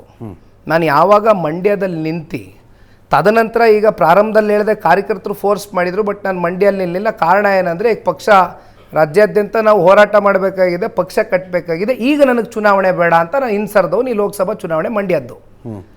ತದನಂತರ ನಾನು ರಾಮನಗರದಲ್ಲಿ ನಿಂತೆ. ಹೌದು, ರಾಮನಗರದಲ್ಲಿ ನನಗೆ ಅತ್ಯಂತ ಬಹಳ ಬಾಂಧವ್ಯ ಇದೆ. ಪ್ರತಿ ಗ್ರಾಮದಲ್ಲಿ 10 ಜನ ಹುಡುಗರ ಹೆಸರು ಕರೀತಕ್ಕಂಥ ಇವತ್ತು ನನಗೊಂದು ಸಂಬಂಧ ಬೆಳೆದಿದೆ ಅಲ್ಲಿ. ಅದಕ್ಕೋಸ್ಕರನೇ ದಯಮಾಡಿ ಬೇಡ, ಯಾವುದಾದ್ರೂ ಒಬ್ಬರು ಕಾರ್ಯಕರ್ತರಿಗೆ ಕೊಟ್ಟು ಚುನಾವಣೆಯನ್ನು ಮಾಡೋಣ ಅಂತಕ್ಕಂಥದ್ದನ್ನು ಏನು ಕೊನೆಯ ಹಂತದವರೆಗೂ ನಡೀತು. ಅಂದರೆ ಲಾಸ್ಟ್ ಮಿನಿಟ್ನಲ್ಲಿ ನೀವು ಕೊಡಲೇಬೇಕು ಅಂತಕ್ಕಂಥದ್ದಾದರೆ, JDS ತಗೊಳ್ಳೇಬೇಕು ಈ ಸೀಟು ಅಂತಕ್ಕಂಥದ್ದಾದರೆ ಯಾರು ಕಾರ್ಯಕರ್ತರು ಕೊಡಿ. ಸಿಮ್ಲಿಂ ನಾಗರಾಜ್ ಅವ್ರ ಬಗ್ಗೆ ಮಾತಾಡಿದೆ ನಾನು. ಸಾಕಷ್ಟು ಜನ ಕಾರ್ಯಕರ್ತರಿದ್ದಾರೆ. ಚುನಾವಣೆ ಗೆಲುವು ಸೋಲು ಆಮೇಲೆ ನೋಡೋಣ, ಜನಗಳ ಮೇಲೆ ಬಿಟ್ಟಿದ್ದು, ಜನಗಳ ತೀರ್ಮಾನ, ಅವ್ರ ತೀರ್ಪು. ನಾನು ಕಾರ್ಯಕರ್ತನಾಗಿ ದುಡಿತೇನೆ ಅಂತಕ್ಕಂಥದ್ದು ನಮ್ಮ ತಾಲೂಕು ಅಧ್ಯಕ್ಷರನ್ನ ಜೊತೆಗೂಡಿ ಕರ್ಕೊಂಡೋಗಿ ದೇವೇಗೌಡರು ಸಾಹೇಬ್ರ ನಿವಾಸದಲ್ಲಿ ಯಾವಾಗ ಇದೆಲ್ಲ ಇತ್ಯರ್ಥ ಆಗಿ ಹೊರಗೆ ಬಂತು, ಬಹಳ ಗೊಂದಲಗಳಿತ್ತು. ಆಗ ಹಿಂದಿನ ದಿನ ಕರ್ಕೊಂಡು ನಾನು ಚರ್ಚೆ ಮಾಡಿದವನು, ದಯವಿಟ್ಟು ಹಿಂಗೆ ಹೇಳಿಬೇಡಿ, ನನ್ನ ಬೇಡ, ಮಂಡ್ಯದಲ್ಲಿ ಈಗ ಬೇಡ ಅಂತ ಹೇಳಿ ಬಂದಿರೋನು ನಾನು, ಈಗ ಸದ್ಯಕ್ಕೆ ಬೇಡ ನನಗೆ ಚುನಾವಣಾ ರಾಜಕಾರಣ. ಆದರೆ ಯಾವಾಗ ಇವೆಲ್ಲವೂ ಕೂಡ ಆಯಿತು, ಭಾಳ ಗೊಂದಲ ಸರ್. ಒಂದು JP ಭವನದಲ್ಲಿ ಒಂದು ಮೀಟಿಂಗ್ ಆಯಿತು, ಆಲ್ಮೋಸ್ಟ್ ಇನ್ನೇನು ಫೈನಲೈಸೇಷನ್ ಆಗಿ ಇನ್ನೇನು ಅಥವಾ BJPಯಿಂದನಾದರೂ ಅಥವಾ JDS ಇಂದನಾದರೂ ಈಗಿರ್ತಕ್ಕಂಥ ಶಾಸಕರಿಗೆ ಅವಕಾಶ ಕೊಡಬೇಕು ಅಂತಕ್ಕಂಥದ್ದು ಏನು ಚರ್ಚೆಗಳಿತ್ತು. ದೇವೇಗೌಡರು ಸಾಹೇಬರು, ಕುಮಾರಣ್ಣವರು JP ಭವನದ ಕಚೇರಿಲಿ ಕೂತಿದ್ರು ಮೇಲ್ಗಡೆ. ನಾವೆಲ್ಲ ಲೀಡರ್ಸ್ ಇದ್ವಿ. ಡೆಲ್ಲಿಯಿಂದನೂ ಫೋನ್ಗಳು ಬಂತು. ಅಂತಿಮವಾಗಿ ನಡ್ಡಾಜಿ ಅವ್ರು ಫೋನ್ ಮಾಡಿದಾಗ ತಂದೆಯವರು ಒಂದು ಮಾತು ಹೇಳಿದರು, ಇಲ್ಲ ನಮಗೆ ಸಾಕಷ್ಟು ನೋವಾಗಿದೆ ಆ ವ್ಯಕ್ತಿಯೊಬ್ಬರ ನಡವಳಿಕೆಯಿಂದ. ಈಗ ಇಲ್ಲೇ ತಮ್ಮ ಚಾನಲಲ್ಲೇ ಕೂತ್ಕೊಂಡು ಒಂದು ಮಾತು ಹೇಳಿದರು, ಇಗ್ಲೂರು ಬ್ಯಾರೇಜ್ಗೂ ದೇವೇಗೌಡರಿಗೂ ಸಂಬಂಧನೇ ಇಲ್ಲ, ಇಗ್ಲೂರು ಬ್ಯಾರೇಜ್ ಕಟ್ಟಲೇ ಇಲ್ಲ ದೇವೇಗೌಡರು ಅಂತ ಹೇಳ್ದಂಥದ್ದು ನನಗೆ ಜ್ಞಾಪಕ ಇದೆ. ನಮ್ಮ ಕಾರ್ಯಕರ್ತರಿಗೆ ನೋವಾಯ್ತು ಅವೆಲ್ಲ ವಿಚಾರಗಳು. ಜನಕ್ಕೆ ಗೊತ್ತಿದೆ, ತಾಲೂಕಿನ ಜನಕ್ಕೆ ಗೊತ್ತಿದೆ, ಹಳ್ಳಿ ಜನಕ್ಕೆ ಗೊತ್ತಿದೆ, ಇಗ್ಲೂರು ಪಂಚಾಯತಿಯವ್ರಿಗೆ ಗೊತ್ತಿದೆ ಏನೇನು ನಡೀತು, ಆ ಬ್ಯಾರೇಜ್ ಕಟ್ಟಲಿಕ್ಕೆ ಎಷ್ಟು ಶ್ರಮ ಪಟ್ಟಿದ್ರು ದೇವೇಗೌಡರು ಸಾಹೇಬ್ರು ಹೋರಾಟ ಏನು ಅಂತ. ಇವೆಲ್ಲ ಚರ್ಚೆಗಳಾದಾಗ ಸ್ವಾಭಾವಿಕವಾಗಿ ನಮ್ಮ ಕಾರ್ಯಕರ್ತರು ಕೆರಳಿದ್ರು. ಕೊನೆಗೆ JDS ಇಂದನಾದ್ರು ಟಿಕೆಟ್ ಕೊಡ್ತೀವಿ ಅಂತ ಮುಂಚೆನೇ ಆಫರ್ ಮಾಡಿದ್ವಿ, ಬೇಡ ಅಂದರು. ಕೊನೆಗೆ ಯಾವ ಮಟ್ಟಕ್ಕೆ ನಮ್ಮ ತಂದೆಯವ್ರು ರೆಡಿ ಇದ್ದರು ಅಂದರೆ, ನಡ್ಡಾಜಿ ಅವ್ರ ಫೋನ್ ಬಂದಾಗ ಕಚೇರಿಲಿ ಮೇಲೆ ಕೂತಿದ್ದೀವಿ, ಕೆಳಗಡೆ ಕಾರ್ಯಕರ್ತರು ಕಾಯ್ತಾ ಇದ್ದಾರೆ, ವೇದಿಕೆ ಇದೆ, ಕಾರ್ಯಕರ್ತರು ಮುಂದೆಗಡೆ ಕಾಯ್ತಾ ಇದ್ದಾರೆ. 1 ಗಂಟೆ ಕಾಯಿಸಿದ್ದೀವಿ. ಏನು ಹೇಳಬೇಕು ಗೊತ್ತಿಲ್ಲ, ಏನು ಇತ್ಯರ್ಥ ಆಗುತ್ತೆ ಗೊತ್ತಿಲ್ಲ, ಏನು ತೀರ್ಮಾನ ತಗೋಬೇಕು ಗೊತ್ತಿಲ್ಲ. ನಮ್ಮ ಮಿತ್ರತ್ವಕ್ಕೆ ಧಕ್ಕೆ ಆಗಬಾರ್ದು ಒಂದು ಚುನಾವಣೆಯಿಂದ. ಬೇಡ, ನಾವೇ ಸೋತು ಬಿಡೋಣ, ನಾವೇ ತಲೆ ಬಾಗ್ಬಿಡೋಣ, ಏನಾದ್ರು ಮಾಡ್ಕೊಳ್ಳಿ, ನಾವೇ ಹೋಗಿ ಚುನಾವಣೆ ಮಾಡಿಕೊಡುವ ಆಯಿತು ಅನ್ನೋ ಮಟ್ಟಕ್ಕೂ ಬಂದರು. ಆದರೆ ನಡ್ಡಾಜಿಯವರು ನಥಿಂಗ್ ಡೂಯಿಂಗ್ ಈ ಮಟ್ಟಕ್ಕೆ ತಗೊಂಡೋಗಿರ್ತಕ್ಕಂಥದ್ದು, ದಯಮಾಡಿ ನೀವು ಬಗ್ಗಬಾರ್ದು, ನಿಮ್ಮ ತೀರ್ಮಾನ ನೀವು ತಗೊಳ್ಳಿ ಅಂತ ಅವ್ರ ಕಡೆಯಿಂದ ಡೈರೆಕ್ಷನ್ ಬಂದ ನಂತರ ಇವೆಲ್ಲ ಪ್ರಶ್ನೆಗಳು ಹುಟ್ತಾ ಶುರುವಾಯಿತು. ನನ್ನಲ್ಲಿ ಸ್ಪಷ್ಟತೆ ಇದ್ದರು, ಎಷ್ಟೇ ನಾನು ಚುನಾವಣೆಗೆ ಈಗ ಬೇಡ ಅಂತಕ್ಕಂಥ ನಿರ್ಧಾರ ಮಾಡಿದ್ರು, ಆ ಸನ್ನಿವೇಶ ನನ್ನನ್ನು ಚುನಾವಣೆಗೆ ನಿಲ್ತಕ್ಕಂಥದ್ದು ದೊಡ್ಡದು. ಇದು ವಾಸ್ತವಾಂಶ. ಎಸ್. ನಿಖಿಲ್ ಅವರೇ, ರಾಜಕಾರಣ ಅನ್ನೋದು ನಿಮ್ಮ ಆಯ್ಕೆಯ ಅಥವಾ ಕುಟುಂಬದವರ ಆಯ್ಕೆನ? ನೀವು ರಾಜಕಾರಣದಲ್ಲಿ ಇರಬೇಕು ಅನ್ನುವಂಥದ್ದು. ಯಾಕಂದರೆ ಖಾಸಗಿಯಾಗಿಯೂ ಕುಮಾರಸ್ವಾಮಿ ಅವರು ನಾನು ಕೇಳಿದ್ದೆ, ನಿಖಿಲ್ ಅವ್ರ ಬಗ್ಗೆ ಯೋಚನೆ ಮಾಡ್ತೀರಿ ಅಂದರೆ ಒಳ್ಳೆ ನಟ ಆಗಬೇಕು ಅಂತಲೇ ಆಸೆ ನನಗಿರೋದು ಅಂತಂದಿದ್ರು ಅವರು. ರಾಜಕಾರಣ ಬೇಡ ಅಂತಲೇ ಹೇಳ್ತೀನಿ ನಾನು ಅವರಿಗೆ ಅಂತ. ಇದೇ ಸಂದರ್ಶನದಲ್ಲಿ ಹೇಳಿದ್ದು ನಾನು ಈಗಲೂ ಮರ್ತಿಲ್ಲ ಅಜಿಜ್ಜಿ. ಬಟ್ ಒಂದು ನಮ್ಮ ತಂದೆಯವರು ಅವರು ವೃತ್ತಿ ಜೀವನ ಪ್ರಾರಂಭ ಮಾಡಿದ್ದು ಕಾಲೇಜ್ ನಂತರ ಅಜಿಜ್ಜಿ. ಆ್ಯಸ್ ಯು ನೋ, ಒಬ್ಬ ಡಿಸ್ಟ್ರಿಬ್ಯೂಟರ್ ಆಗಿ ಮೈಸೂರಿನಲ್ಲಿ ಒಂದು ಆಫೀಸ್ ಇಟ್ಕೊಂಡಿದ್ರು.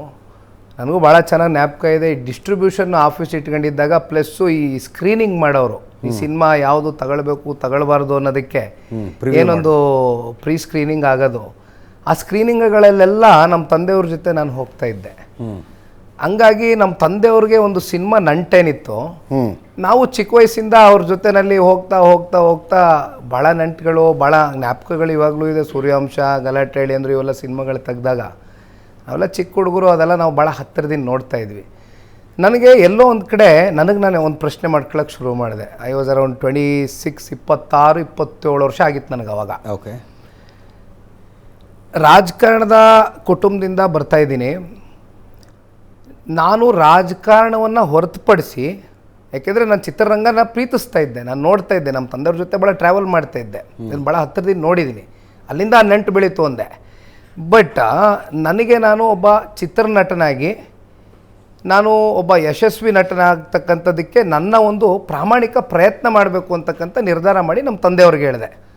ಇಲ್ಲ, ಒಳ್ಳೆ ನಿರ್ಧಾರ ಮಾಡಿದೆಯಪ್ಪ, ಆಯಿತು, ನೀನು ಟ್ರೈನಿಂಗ್ ಎಲ್ಲ ಶುರು ಮಾಡು ಅಂತ ಹೇಳಿದರು. ಹತ್ತತ್ರ 1-1.5 ವರ್ಷ ಟ್ರೈನಿಂಗು ಮಾಡಿದ್ವಿ. ಚೆನ್ನಾಂಬಿಕಾ ಮೂಲಕ ನನಗೆ ಜಾಗ್ವಾರ್ ಅಂತಕ್ಕಂಥ ಚಿತ್ರದ ಮೂಲಕ ಲಾಂಚು ಕೂಡ ಮಾಡಿದರು. ನನಗೆ ನನ್ನದಾದಂಥ ನನ್ನತನ, ನನ್ನ ವ್ಯಕ್ತಿತ್ವ, ರಾಜಕೀಯವನ್ನು ಹೊರತುಪಡಿಸಿ ಚಿತ್ರರಂಗದಲ್ಲಿ ನಾನೊಬ್ಬ ಒಳ್ಳೆ ಚಿತ್ರನಟನ ಆಗಬಲ್ಲ ಅಂತಕ್ಕಂಥದ್ದಕ್ಕೆ ನನಗೆ ಒಂದು ಸವಾಲು ಹಾಕ್ಕೊಂಡು ಇಳಿದಂಥವನು. ಹಾಗಾಗಿ ಚಿತ್ರರಂಗದ ಒಂದು ನಂಟದ ನಂತರ ಅನ್ನೋದಕ್ಕೆ ನಾನು ಇನ್ನೂ ಚಿತ್ರಗಳು ಮಾಡೋದಿಲ್ಲ ಅಂತಕ್ಕಂಥದ್ದನ್ನು ನಾನು ಇವತ್ತು ಹೇಳಲಿಕ್ಕೆ ಸಾಧ್ಯ ಇಲ್ಲ. ಓಕೆ. ಯಾಕೆಂದರೆ ನನಗೆ ಇವತ್ತು ಇಡೀ ರಾಜ್ಯದಲ್ಲಿ ಒಂದು ಕಡೆ ದೇವೇಗೌಡರು ಸಾಹೇಬ್ರು ಮೊಮ್ಮಗ, ಒಂದು ಕಡೆ ಕುಮಾರಣ್ಣ ಅವ್ರ ಮಗ ಅಂತಕ್ಕಂಥದ್ದು ಒಂದು ಭಾಗ. ಬಟ್ ಇವತ್ತಿಗೆ ನನ್ನನ್ನು ಜನ ಗುರುತಿಸ್ತಕ್ಕಂಥದ್ದು ಮೊದಲನೇ ಸ್ಥಾನದಲ್ಲಿ ಒಬ್ಬ ಚಿತ್ರನಟನಾಗಿ ಇಲ್ಲಿಯವರೆಗೂ ನನ್ನ ಗುರುತು. ಚನ್ನಪಟ್ಟಣ ಬೈ ಎಲೆಕ್ಷನ್ನಲ್ಲಿ ನಿಮ್ಮ ರಾಜಕೀಯ ವಿರೋಧಿಗಳು ಮಾತಾಡಿದ್ದನ್ನು ಕೇಳಿಸ್ಕೊಂಡೆ ನಾನು. ಅವ್ರು ಸಿನಿಮಾ ಬೇಜಾರಾದ ರಾಜಕಾರಣ ಕಡೆ ಬರ್ತಾರೆ, ರಾಜಕಾರಣ ಬೇಜಾರಾದ ಸಿನಿಮಾ ಕಡೆ ಹೋಗ್ತಾರೆ. ಕನ್ಸಿಸ್ಟೆನ್ಸಿ ಇಲ್ಲ ನಿಖಿಲ್ ಅವ್ರಿಗೆ. ಇಲ್ಲ, ಒಂದು ಎರಡೂ ಅದರದಾದಂಥ ಜವಾಬ್ದಾರಿಗಳಿದೆ. ಎರಡು ಪ್ರೊಫೆಷನ್ ಅನ್ನೋದಕ್ಕಿಂತ ಇದು ಪ್ರೊಫೆಷನ್ ಅಲ್ಲ, ರಾಜಕಾರಣ ಇದು ಸರ್ವಿಸ್ ಮೋಟಿವ್ ಇರ್ತಕ್ಕಂಥ ಕ್ಷೇತ್ರ. That is profession. Cinema Ranga profession, ಅದು ವೃತ್ತಿ, ಜೀವನ. ಆದರೆ ಈಗ ಎರಡೂ ಭಾಳ ಗಂಭೀರವಾಗಿ ಇರ್ತಕ್ಕಂಥ ಕ್ಷೇತ್ರಗಳು. ಟೈಮು ಕೊಟ್ಟರೆ ಯಾವುದಾದ್ರೂ ಒಂದಕ್ಕೆ ಸಂಪೂರ್ಣವಾಗಿ ಟೈಮ್ ಕೊಡ್ತಕ್ಕಂಥದ್ದು ಮಾಡ್ಬೋದು. ಕಮಿಟ್ಮೆಂಟ್ ಇರಬೇಕು. ಯಾವುದೇ ವಿಚಾರ ಆಗಲಿ, ಈ ಸಿನಿಮಾ ಮಾಡ್ತಾಯಿದ್ದೀವಿ ಅಂದ್ರೂ ತನ್ನದಾದಂಥ ಕಮಿಟ್ಮೆಂಟ್ಗಳು ಸಾಕಷ್ಟಿರುತ್ತೆ. ಅದಕ್ಕಿಂತ 1000 ಪಟ್ಟು ಜಾಸ್ತಿ ಕಮಿಟ್ಮೆಂಟು ರಾಜಕೀಯ ಕ್ಷೇತ್ರ ಅಂತಕ್ಕಂಥದ್ದು ನನಗೆ ಅರಿವಿದೆ ಅಜಿಜ್ಜಿ. ಹಾಗಾಗಿ ಎರಡೂ ಕಡೆ ನಾನು ಸರಿದೂಗಿಸ್ಕೊಂಡು ಹೋಗ್ತಕ್ಕಂಥದ್ದು, ಎರಡೂ ದೋಣಿ ಮೇಲೆ ಕಾಲಿಟ್ಟು ನಾನು ಹೋಗ್ತಕ್ಕಂಥದ್ದು, ಜೀವನ ಮಾಡ್ತಕ್ಕಂಥದ್ದು ಸರಿಯಲ್ಲ ಅಂತಕ್ಕಂಥ ನಿರ್ಧಾರದಿಂದ ನಾನು ರಾಜಕಾರಣಕ್ಕೆ ಸಂಪೂರ್ಣವಾಗಿ, ಯಾಕೆಂದರೆ ರಾಜಕಾರಣ ಅಂತಕ್ಕಂಥದ್ದು ನಾವು ಆಫ್ ದ ರೆಕಾರ್ಡು ತಮ್ಮ ಜೊತೆ ಮತ್ತು ಪ್ರಶಾಂತ್ ಜೊತೆ ಕೂತ್ಕೊಂಡು ಮಾತಾಡಬೇಕಾದ್ರೆ ದೇವೇಗೌಡರು ಸಾಹೇಬ್ರ ಬಗ್ಗೆ ಹಲವಾರು ಚರ್ಚೆಗಳು ಮಾಡ್ತಾಯಿದ್ವಿ. 24 ಗಂಟೆಗಳ ಕಾಲ ಕೂಡ ಟೈಮ್ ಸಾಕಾಗಲಿಕ್ಕಿಲ್ಲ ರಾಜಕಾರಣ ಮಾಡಲಿಕ್ಕೆ. ಹೌದು, it's every day is a learning process. ಪ್ರತಿಯೊಂದು ವಿಚಾರದಲ್ಲೂ ಕೂಡ ನಾವು ಸಮಯ ಕೊಡದೆ ಹೋದರೆ ನಾವು ಏನು ಅಂದ್ಕೊಂಡಿದ್ದೀವಿ ಅದನ್ನು ಸಾಧನೆ ಮಾಡ್ತಕ್ಕಂಥದ್ದಕ್ಕೆ ಅಷ್ಟರ ಮಟ್ಟಿಗೆ ಯಶಸ್ಸು ಸಿಕ್ಕಲಿಕ್ಕಿಲ್ಲ. ಹಾಗಾಗಿ ನಾನು ಸಂಪೂರ್ಣವಾಗಿ ಈಗ ಒಬ್ಬ ಯುವಕನಾಗಿ ನಾನು ರಾಜಕಾರಣದಲ್ಲಿ ಸಂಪೂರ್ಣವಾಗಿ ನಂದಾದಂಥ ಜವಾಬ್ದಾರಿಗಳು ನಿರ್ವಹಿಸಬೇಕು. ಚರ್ಚೆ ಮಾಡ್ತಾರೆ ಸರ್, ದೇವೇಗೌಡರು ಕೂತ್ಕೊಂಡು ಚರ್ಚೆ ಮಾಡ್ತಾರೆ ರಾಜಕಾರಣದ ವಿಷಯಗಳನ್ನು ನನ್ನ ಬಗ್ಗೆ, ನನ್ನ ಜೊತೆ ನಿಮ್ಮ ಜೊತೆಗೆ. ಅಂದರೆ ನಾನು ರಾಜಕಾರಣದ ಹೊಸದರಲ್ಲಿದ್ದಾಗ ಇಂಥದ್ದೊಂದು ಘಟನೆ ಆಗಿತ್ತು, ನಾನು ಅದನ್ನು ಹಿಂಗೆ ಸಾಲ್ವ್ ಮಾಡಿದ್ದೆ. ಇದು ಒಂದೊಂದು ಲರ್ನಿಂಗ್, ಅದು ಟೀಚಿಂಗ್ ಪ್ರಾಸೆಸ್ ಥರ. ಸರ್, ಒಂದು ಇಂಥದ್ದಾಗತ್ತ ಮನೇಲಿ ಖಂಡಿತ. ಅಂದರೆ ದೇವೇಗೌಡರು ಸಾಹೇಬರಲ್ಲಿ ಇವತ್ತು 92 ವಯಸ್ಸಿನ ದೇವೇಗೌಡರು ಸಾಹೇಬರು ನನಗೆ ಈ ಫರೋಸಿನ ಫೀಲ್ಡು ಬುಕ್ ಬರ್ತಕ್ಕಂಥ ಅವ್ರ ರೈಟ್ರ್ ಯಾರಿದ್ದಾರೆ ಅವರು ನನಗೊಂದು ಮಾತು ಹೇಳಿದರು. ದೇವೇಗೌಡರು ಸಾಹೇಬರ ಜ್ಞಾಪಕ ಶಕ್ತಿ ಯಾವ ಮಟ್ಟಕ್ಕೆ ಇರುತ್ತೆ ಅಂದರೆ, ಎಷ್ಟೋ ಸಲ ನಾನು ಇಲ್ಲಿ ನಿಲ್ಲಿಸಿರ್ತೀನಿ ಇವತ್ತು, ಈ ಪಾಯಿಂಟನ್ನು 1 ತಿಂಗಳ ನಂತರ ಅದನ್ನು ತೆಗೆದ್ರೆ ಅದನ್ನೇ ಹೇಳ್ತಾರೆ ವಿಷಯ ಹೊರತುಪಡಿಸಿ ಒಂದು ಚೂರು ಬ್ರೇಕೇಜ್ ಇರೋದಿಲ್ಲ, ಒಂದು ಚೂರು ಡೈವರ್ಸ್ ಇರೋದಿಲ್ಲ ಅವ್ರು ಹೇಳೋ ಸ್ಟೇಟ್ಮೆಂಟ್ಗಳಲ್ಲಿ. ಅಂದರೆ ಅಷ್ಟು ಅವ್ರಿಗೆ ಮೆಮೊರಿ ಪವರು. ಕೂತಿದ್ದಾಗ ಅವರ ಏನೊಂದು ಊರಿನ ಪರವಾಗಿ, ಗ್ರಾಮದ ಪರವಾಗಿ ಅವ್ರಿಗೆ ಏನೊಂದು ಆ ಬದ್ಧತೆಯ ಕಾಳಜಿಯ ಚಿಂತನೆ ಇತ್ತು, ಇವೆಲ್ಲವನ್ನು ಗಮನಿಸಿದಂಥ ಗ್ರಾಮಸ್ಥರು, ಅವ್ರ ತಾಲೂಕಿನ ಜನತೆ ಅವ್ರಿಗೆ ಫೋರ್ಸ್ ಮಾಡಿ ನಿಲ್ಲಿಸಿದಾಗ ಅವರು ಸ್ವತಂತ್ರ ಅಭ್ಯರ್ಥಿಯಾಗಿ ನಿಂತರು ಅಂತಕ್ಕಂಥದ್ದು. ಈ ರೀತಿ ಅನೇಕ ಘಟನೆಗಳು ಹಂಚ್ಕೊಳ್ತಾ ಇರ್ತಾರೆ sir. Is N encyclopaedia sir. ನಮ್ಮ ಪುಣ್ಯ ಅವ್ರ ಜೊತೆ ಕೂತ್ಕೊಂಡು ಸಮಯ ಕಳೀತಕ್ಕಂಥದ್ದಕ್ಕೆ ನಮ್ಮ ಪುಣ್ಯ. ಹೇಳಿ, ಕಾನ್ಸ್ಟಿಟ್ಯೂನ್ಸಿಂದ ಬಂದಿದ್ದೀನಿ. ನನ್ನ ಹೆಸರು ಆದಿನಾರಾಯಣ ಅಂತ ಹೇಳ್ಬಿಟ್ಟು. ನಿಖಿಲ್ ಕುಮಾರಸ್ವಾಮಿ ಅವರು ದೇವೇಗೌಡರ ಮೊಮ್ಮಗ, ಕುಮಾರಸ್ವಾಮಿ ಅವ್ರ ಮಗ ಅನ್ನೋದಕ್ಕೆ 3 ಕ್ಷೇತ್ರದಲ್ಲಿ ಟಿಕೆಟ್ ಸಿಕ್ತು. ಒಬ್ಬ ಸಾಮಾನ್ಯ 30 ವರ್ಷದಿಂದ ಕೆಲಸ ಮಾಡೋದು ಯಾಕೆ ಸಿಗ್ತಾ ಇಲ್ಲ ಟಿಕೆಟು? ಇನ್ನೊಂದು ಜನ ಮಾತಾಡ್ತಾ ಇದ್ದಾರೆ, ನಿಖಿಲ್ ಕುಮಾರಸ್ವಾಮಿ ಅವರು 3 ಸತಿ ಸೋತಿದ್ದಾರೆ, ಅವರು ರಾಜಕೀಯಕ್ಕೆ ಅನ್ಫಿಟ್ಟು, ನಿಖಿಲ್ ಕುಮಾರಸ್ವಾಮಿ ಅನ್ಫಿಟ್ಟು ರಾಜಕೀಯಕ್ಕೆ, ಅವರು ಹಣೆ ಬರದಲ್ಲಿ ಗೆಲುವು ಅನ್ನೋದಿಲ್ಲ, ಮುಂದಿನ ದಿನಗಳಲ್ಲಿ ಇರ್ಬೋದು, ಬಟ್ ಸದ್ಯಕ್ಕೆ ನಿಖಿಲ್ ಕುಮಾರಸ್ವಾಮಿ ಅನ್ಫಿಟ್ಟು. ನಿಮ್ಮ JDS ಒಂದು ಪಕ್ಷನ, ಪ್ರಾದೇಶಿಕ ಪಕ್ಷ, ಬೇರೆ ರಾಜ್ಯಗಳಲ್ಲಿ ಅಧಿಕಾರದಲ್ಲಿ ಬರ್ತಾ ಇದೆ, ಬೇರೆ ಪಕ್ಷಗಳೆಲ್ಲ ಪ್ರಾದೇಶಿಕ ಪಕ್ಷಗಳು. ಕರ್ನಾಟಕದಲ್ಲಿ BJPಗೆ ಅಡಮಾನ ಇಟ್ಬಿಟ್ರಿ ನಿಮ್ಮ ಪಕ್ಷನ. BJPಯ ನಾಯಕರ ನೀವು ಸೇವಕರಾಗ್ತಾ ಇದ್ರೆ ವಿನಃ ನಾಯಕರಾಗ್ತಾ ಇಲ್ಲ. ಇದು ಜನರು ಮಾಡ್ತಾ ವಿಚಾರ. ಈಗ ಅವರ ಮಗ ಅನ್ನುವ ಕಾರಣಕ್ಕೆ 3 ಸಲ ಟಿಕೆಟ್ ಸಿಗುತ್ತೆ. ಜನತಾದಳ ಸಿಗುತ್ತೆ. ಹೌದು ಅಜಿಜ್ಜಿ, ಜನತಾದಳ ಪಕ್ಷದಿಂದ ನೀವು ಕಳೆದ ಒಂದು 30 ವರ್ಷದ ಇತಿಹಾಸ ಕಲೆ ಹಾಕಿ ಮಾತನಾಡ್ತಕ್ಕಂಥದ್ದಾದರೆ, ಇವತ್ತು ಅನೇಕ ಜನ ಕಾಂಗ್ರೆಸ್ನಲ್ಲಿ ಶಾಸಕರಾಗಿ, ಸಚಿವರಾಗಿ, ಇವತ್ತು ಕಾಂಗ್ರೆಸ್ನಲ್ಲಿ ಇಂದಿನ ಮುಖ್ಯಮಂತ್ರಿಗಳಿದಾರಲ್ಲ ಅವರು ಕೂಡ ಜನತಾದಳದ ದೇವೇಗೌಡರ ಪ್ರಾಡಕ್ಟೇ. ಒಂದು ಸೆಕೆಂಡು ಭಾಳಷ್ಟು ಜನ ನೀವು ಹೇಳ್ತೀರಿ, ಈಗ BJP ಮತ್ತು ಕಾಂಗ್ರೆಸ್ನಲ್ಲಿ ಇರ್ತಕ್ಕಂಥ ಅನೇಕ ಜನ ನಾಯಕರಿಗೆ ಜನತಾದಳ ಪಕ್ಷ ಒಂದು ಪ್ಲ್ಯಾಟ್ಫಾರ್ಮ್ ಆಗಿತ್ತು, ರಾಜಕೀಯದ ಒಂದು ಪ್ಲ್ಯಾಟ್ಫಾರ್ಮ್ ಆಗಿ, ಒಂದು ವೇದಿಕೆಯಾಗಿ, ಒಂದು ಲಾಂಚ್ ಪ್ಯಾಡ್ ಆಗಿ ಯೂಸ್ ಮಾಡ್ಕೊಂಡು ಹೋದಂಥವ್ರು ಭಾಳ ಜನ ಮಂದಿ ಇದ್ದಾರೆ. ದೇವೇಗೌಡರು ಸಾಹೇಬರು ಒಂದು ನಿಮಿಷ ಅಣ್ಣ, ವೇದಿಕೆಗಳಲ್ಲಿ ಅವರು ಸಾಮಾಜಿಕವಾದಂಥ ನ್ಯಾಯ ಕೊಡಬೇಕು ಅಂತಕ್ಕಂಥದ್ದು ಅವರ ರಾಜಕೀಯದ ಬದ್ಧತೆ ನಾವು ನೋಡಿದ್ದೇವೆ. ಇಲ್ಲಿ ನಮ್ಮ ಸ್ಪೋಕ್ಸ್ ಪರ್ಸನ್ ದೇವರಾಜಣ್ಣ ಇಲ್ಲೇ ಕೂತಿದ್ದಾರೆ, ಅವ್ರಿಗೆ ಗೊತ್ತಿದೆ ಎಲ್ಲ. ಎಷ್ಟು ಜನಕ್ಕೆ ವೇದಿಕೆಯಲ್ಲಿ ಒಂದು ಚೇರ್ ಹಾಕಿ ಒಂದು ಕುರ್ಚಿಯಾಗಿ ಕೂರಿಸ್ಬೇಕು ಹೋಗೋದ್ರೂ ಕೂಡ ಎಲ್ಲ ಸಮುದಾಯದ ಎಲ್ಲ ಧರ್ಮದ ವ್ಯಕ್ತಿಗಳು ಕೂತ್ಕೊಳ್ಬೇಕು ಅಂತಕ್ಕಂಥದ್ದು ದೇವೇಗೌಡರು ಸಾಹೇಬರು ಆಶಿಸ್ತಾಯಿದ್ರು. ಹಲವಾರು ಜನಕ್ಕೆ ಬೆಳೆಸಿದೆ ಈ ಪಕ್ಷ. ಬಟ್ ಅಲ್ಟಿಮೇಟ್ಲಿ ಬೆಳೆಯೋವರೆಗೂ ಅಷ್ಟೇ. ಬೆಳೆದ ಮೇಲೆ ಇಟ್ಸ್ ಎ ಲಾಂಚಿಂಗ್ ಪ್ಯಾಡ್. ಆಯ್ತಲ್ಲ, ಬೆಳೆದಾಯ್ತಲ್ಲ, ಈಗ ಏನು ಬೇಕಾದ್ರೆ ತೀರ್ಮಾನ ತಗೋಬೋದಲ್ಲ. ಇನ್ನೊಂದು ಬೇಸರ ಸರ್, ಇನ್ನೊಂದು ಆ್ಯಸ್ ಎ ಯಂಗ್ಸ್ಟರ್ ನನಗೆ ಒಂದು ನಾವು ಗಮನಿಸ್ದಂಗೆ ಯಾವುದೇ ರಾಜಕೀಯ ಪಕ್ಷ ಇರ್ಬೋದು, ಈ ಆಪ್ರೇಷನ್ಗಳಾಗ್ತದಲ್ಲ, ಆಪ್ರೇಷನ್ ಹಸ್ತ, ಆಪ್ರೇಷನ್ ವಾಟೆವರ್, ಕಮಲ, ಆಪ್ರೇಷನ್ JDS ಅಂದ್ಕೊಳ್ಳಿ, ವಾಟೆವರ್, ಒಂದು ನಿಮಿಷ ಈ ಆಪ್ರೇಷನ್ಸ್ ಆಗ್ತಕ್ಕಂಥದ್ದು ನಿಜಕ್ಕೂ ಕೂಡ ಈ ಪ್ರಜಾಪ್ರಭುತ್ವದ ವ್ಯವಸ್ಥೆಗೆ ಅತ್ಯಂತ ಮಾರಕ. 5 ವರ್ಷಕ್ಕೆ ಒಂದು ಚಿಹ್ನೆ ಅಡಿ ಗೆದ್ದಿರ್ತಕ್ಕಂಥ ಮನುಷ್ಯ 5 ವರ್ಷದವರೆಗೂ ಅಟ್ಲೀಸ್ಟ್ ಯಾವುದಾದ್ರೂ ಒಂದು ಲಾನ ತಗೊಂಡು ಬರದೇ ಹೋದರೆ ನಾಳೆ ಇಲ್ಲಿಂದಲ್ಲಿ ಅಲ್ಲಿಂದಿಲ್ಲಿ ಇಲ್ಲಿಂದಲ್ಲಿ 10 ಜನ ಒಂದಾದರು, 15 ಜನ ಒಂದಾದರು, ಬ್ಲ್ಯಾಕ್ ಮೇಲ್ ಶುರು ಮಾಡಿದರು. ಅವ್ರಿಗೆ ಯಾರಿಗೋ ಮಂತ್ರಿ ಮಾಡಿದ್ರಿ, ನಮಗಿಲ್ವಾ ಮಂತ್ರಿ, ಅವ್ರಿಗೆ ಯಾರಿಗೋ ಏನೋ ಕೊಟ್ಟರು, ನಮಗಿಲ್ವಾ ಅಧಿಕಾರ, ಈ ಹಂತಕ್ಕೆ ಹೋಗಿ ನಿಲ್ತದೆ ಸರ್. ಹಾಗಾಗಿ ಬ್ರದರ್, ಈ ಪಕ್ಷ ಸಾಕಷ್ಟು ಜನಕ್ಕೆ ಬೆಳೆಸಿದೆ. ಕುಟುಂಬ ರಾಜಕಾರಣ ಅನ್ನುವಂಥದ್ದು ನಿಮಗೆ ಬ್ಯಾಗೇಜ್ ಅಡ್ವಾಂಟೇಜ್? ಕುಟುಂಬ ರಾಜಕಾರಣ ಯಾವುದೇ ನೀವು ಪ್ರಾದೇಶಿಕ ಪಕ್ಷ ತಗೊಳ್ಳಿ ಸರ್, ಕರ್ನಾಟಕಕ್ಕೆ ಸೀಮಿತವಾಗಿ ಮಾತನಾಡ್ತಕ್ಕಂಥದ್ದಲ್ಲ. ತಮಗೆ ಗೊತ್ತಿದೆ, ನನಗಿಂತ ಚೆನ್ನಾಗೇ ನಿಮ್ಗೆ ಅದ್ರ ಬಗ್ಗೆ ಎಲ್ಲ ನಾಲೆಡ್ಜ್ ಇದೆ ಸರ್.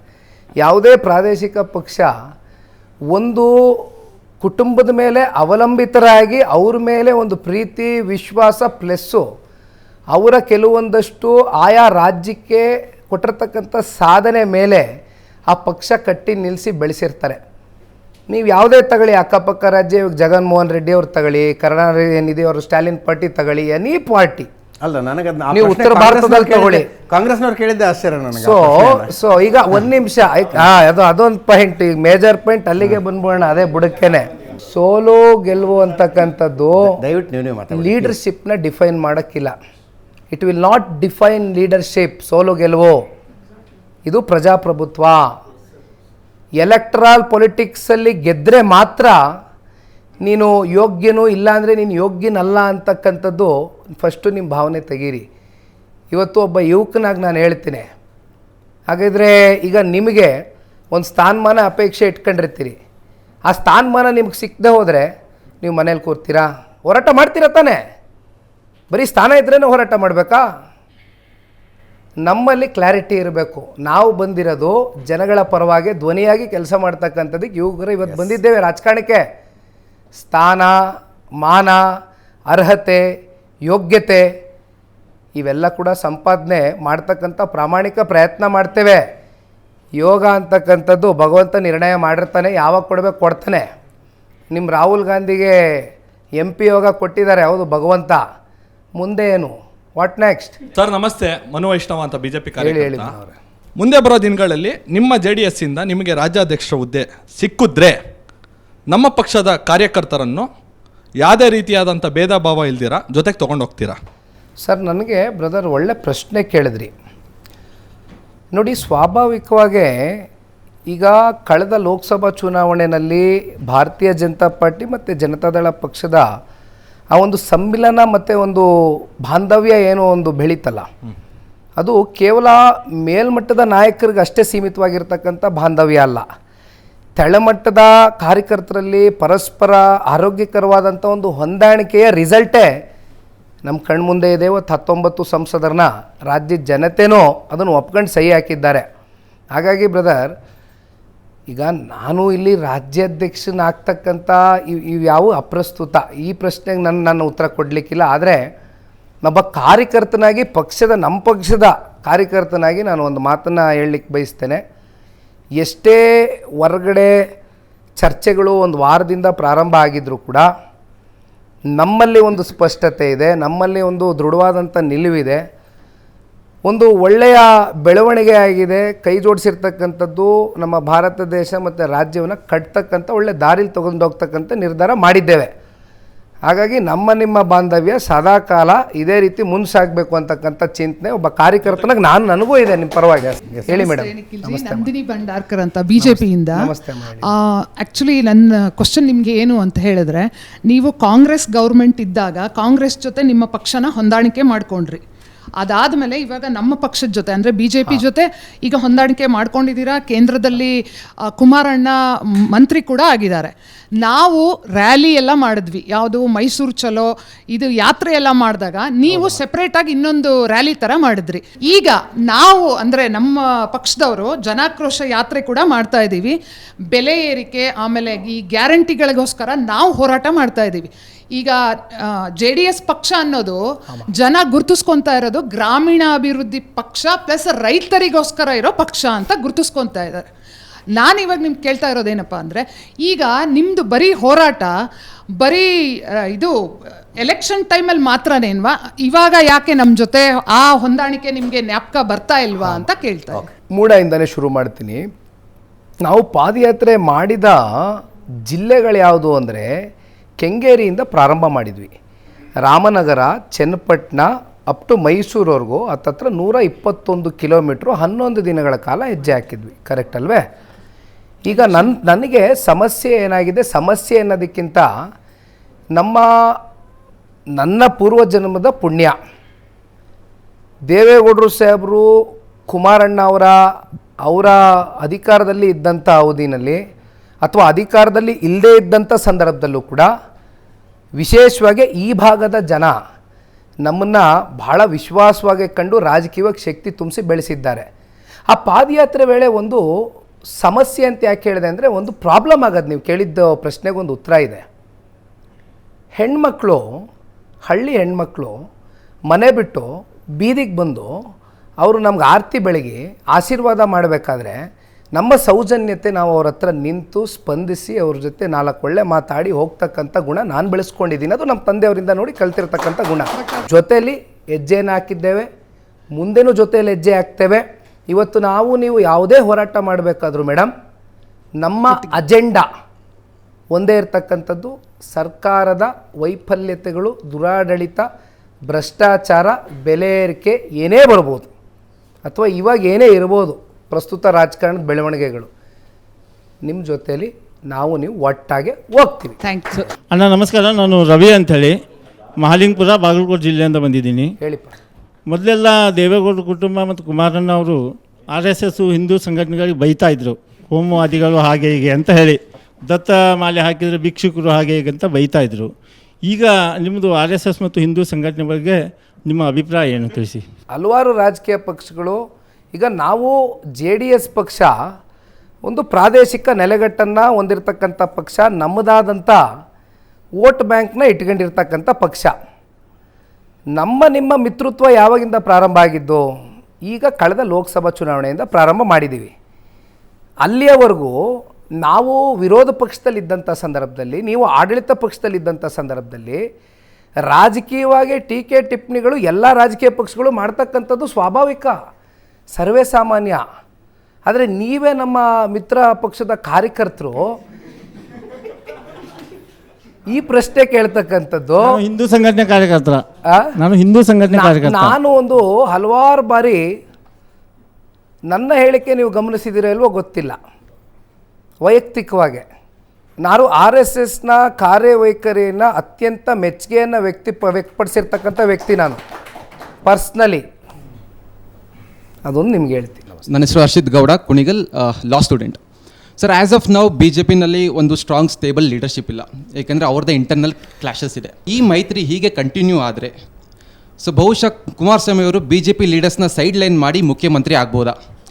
ಈ ಕಾರಣದಿಂದ ನೀವು ಈ ಏಮ್ ಇಟ್ಕೊಂಡು ಲಾಂಗ್ ಟರ್ಮ್ನಲ್ಲಿ BJP ಜೊತೆ ಮೈತ್ರಿ ಆದ್ರೆ ಮನಸ್ಸಿನಲ್ಲಿ ಉದ್ದೇಶಗಳಿಟ್ಕೊಂಡು ಅಥವಾ ಷರತ್ತನ್ನು ಹಾಕಿ ಜೊತೆಯಲ್ಲಿ ಸೇರಿದಂಥವ್ರಲ್ಲ ಅಂತಕ್ಕಂಥದ್ದು ಭಾಳ ಸ್ಪಷ್ಟವಾಗಿ ಲೋಕಸಭೆಯಲ್ಲಿ ಇತ್ತೀಚೆಗೆ ನಾವೇನು ಒಟ್ಟಾಗಿದ್ದೀವಿ.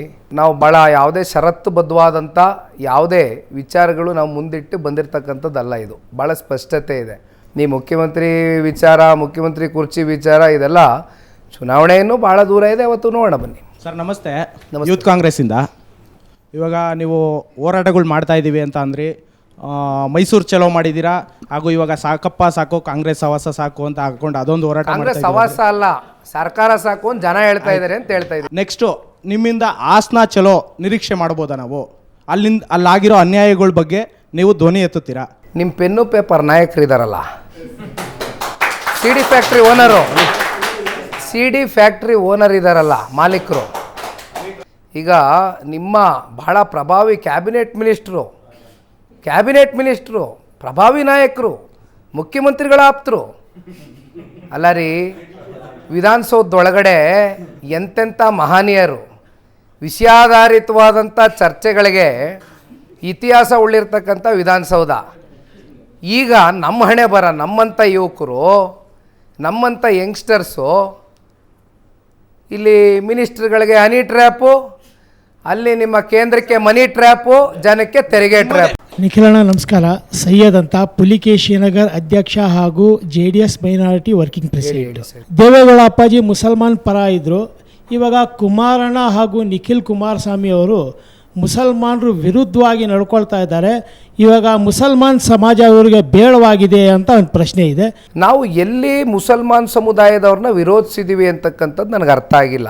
ಇಷ್ಟು ವರ್ಷಗಳ ಕಾಲ ನಾವು ನಿರಂತರವಾಗಿ ಮುಸಲ್ಮಾನ್ ಸಮುದಾಯದ ಜೊತೆ ನಿಂತರೂ ಕೂಡ ಯಾಕೋ ಮುಸಲ್ಮಾನ್ ಸಮುದಾಯದವರು ನಮ್ಮ ಜೊತೆನಲ್ಲಿ ನಿಲ್ತಾ ಇಲ್ವಲ್ಲ ಅಂತಕ್ಕಂಥದ್ದು ಕೆಲವೊಂದಷ್ಟು ಸಂದರ್ಭದಲ್ಲಿ ಚುನಾವಣೆಗಳಲ್ಲಿ ಯಾವಾಗ ನಮ್ಮ ನಿರೀಕ್ಷೆಗೆ ತಕ್ಕನಂಥ ರಿಸಲ್ಟ್ ಬರದೇ ಹೋದಾಗ, ಮುಸಲ್ಮಾನ್ ಸಮುದಾಯದ ಒಂದು ಸಪೋರ್ಟ್ ಸಿಕ್ಕದೆ ಹೋದಾಗ ಸ್ವಾಭಾವಿಕವಾಗಿ ಅವರು ಬೇಸರ ಮಾಡ್ಕೊಂಡಿರ್ತಕ್ಕಂಥದ್ದು ಸತ್ಯ. ದಯಮಾಡಿ ಈ ಪಕ್ಷ ಜಾತ್ಯತೀತ ತತ್ವ ಸಿದ್ಧಾಂತದ ಮೇಲೆ ಹುಟ್ಟಿರ್ತಕ್ಕಂಥ ಪಕ್ಷ. ಆ ಒಂದು ಸಿದ್ಧಾಂತಗಳು ಯಾವತ್ತೂ ಕೂಡ ಬದಲಾವಣೆ ಆಗಲಿಕ್ಕಿಲ್ಲ. ಎಲ್ಲ ಸಮುದಾಯ ವರ್ಗವನ್ನು ಕೂಡ ನಾವು ಪ್ರೀತಿಸ್ತೀವಿ. ಸರ್ ನಮಸ್ಕಾರ. ನಿಖಿಲ್ ಅವರೇ, ಇಷ್ಟೊತ್ತು ನನ್ನ ಪ್ರಶ್ನೆಗಳಿಗೆ ಮತ್ತು ಎಲ್ಲರ ಪ್ರಶ್ನೆಗಳಿಗೆ ಉತ್ತರ ಕೊಟ್ಟಿದ್ದಕ್ಕೆ ನಿಮಗೂ ಕೂಡ ಧನ್ಯವಾದ. ಇದರೊಂದಿಗೆ ಇವತ್ತಿನ ನ್ಯೂಸ್ ಅವರ್ ಸ್ಪೆಷಲ್ ಮುಗಿಸ್ತಾ ಇದ್ದೀನಿ. ಮುಂದಿನ ವಾರ ಮತ್ತೊಬ್ಬ ಅತಿಥಿಯೊಂದಿಗೆ ಮತ್ತೆ ಬರ್ತೀನಿ. ನೇರ, ದಿಟ್ಟ, ನಿರಂತರ ಸುದ್ದಿಗಾಗಿ ನೋಡ್ತಾ ಇರಿ ಏಷ್ಯಾನೆಟ್ ಸುವರ್ಣ ನ್ಯೂಸ್.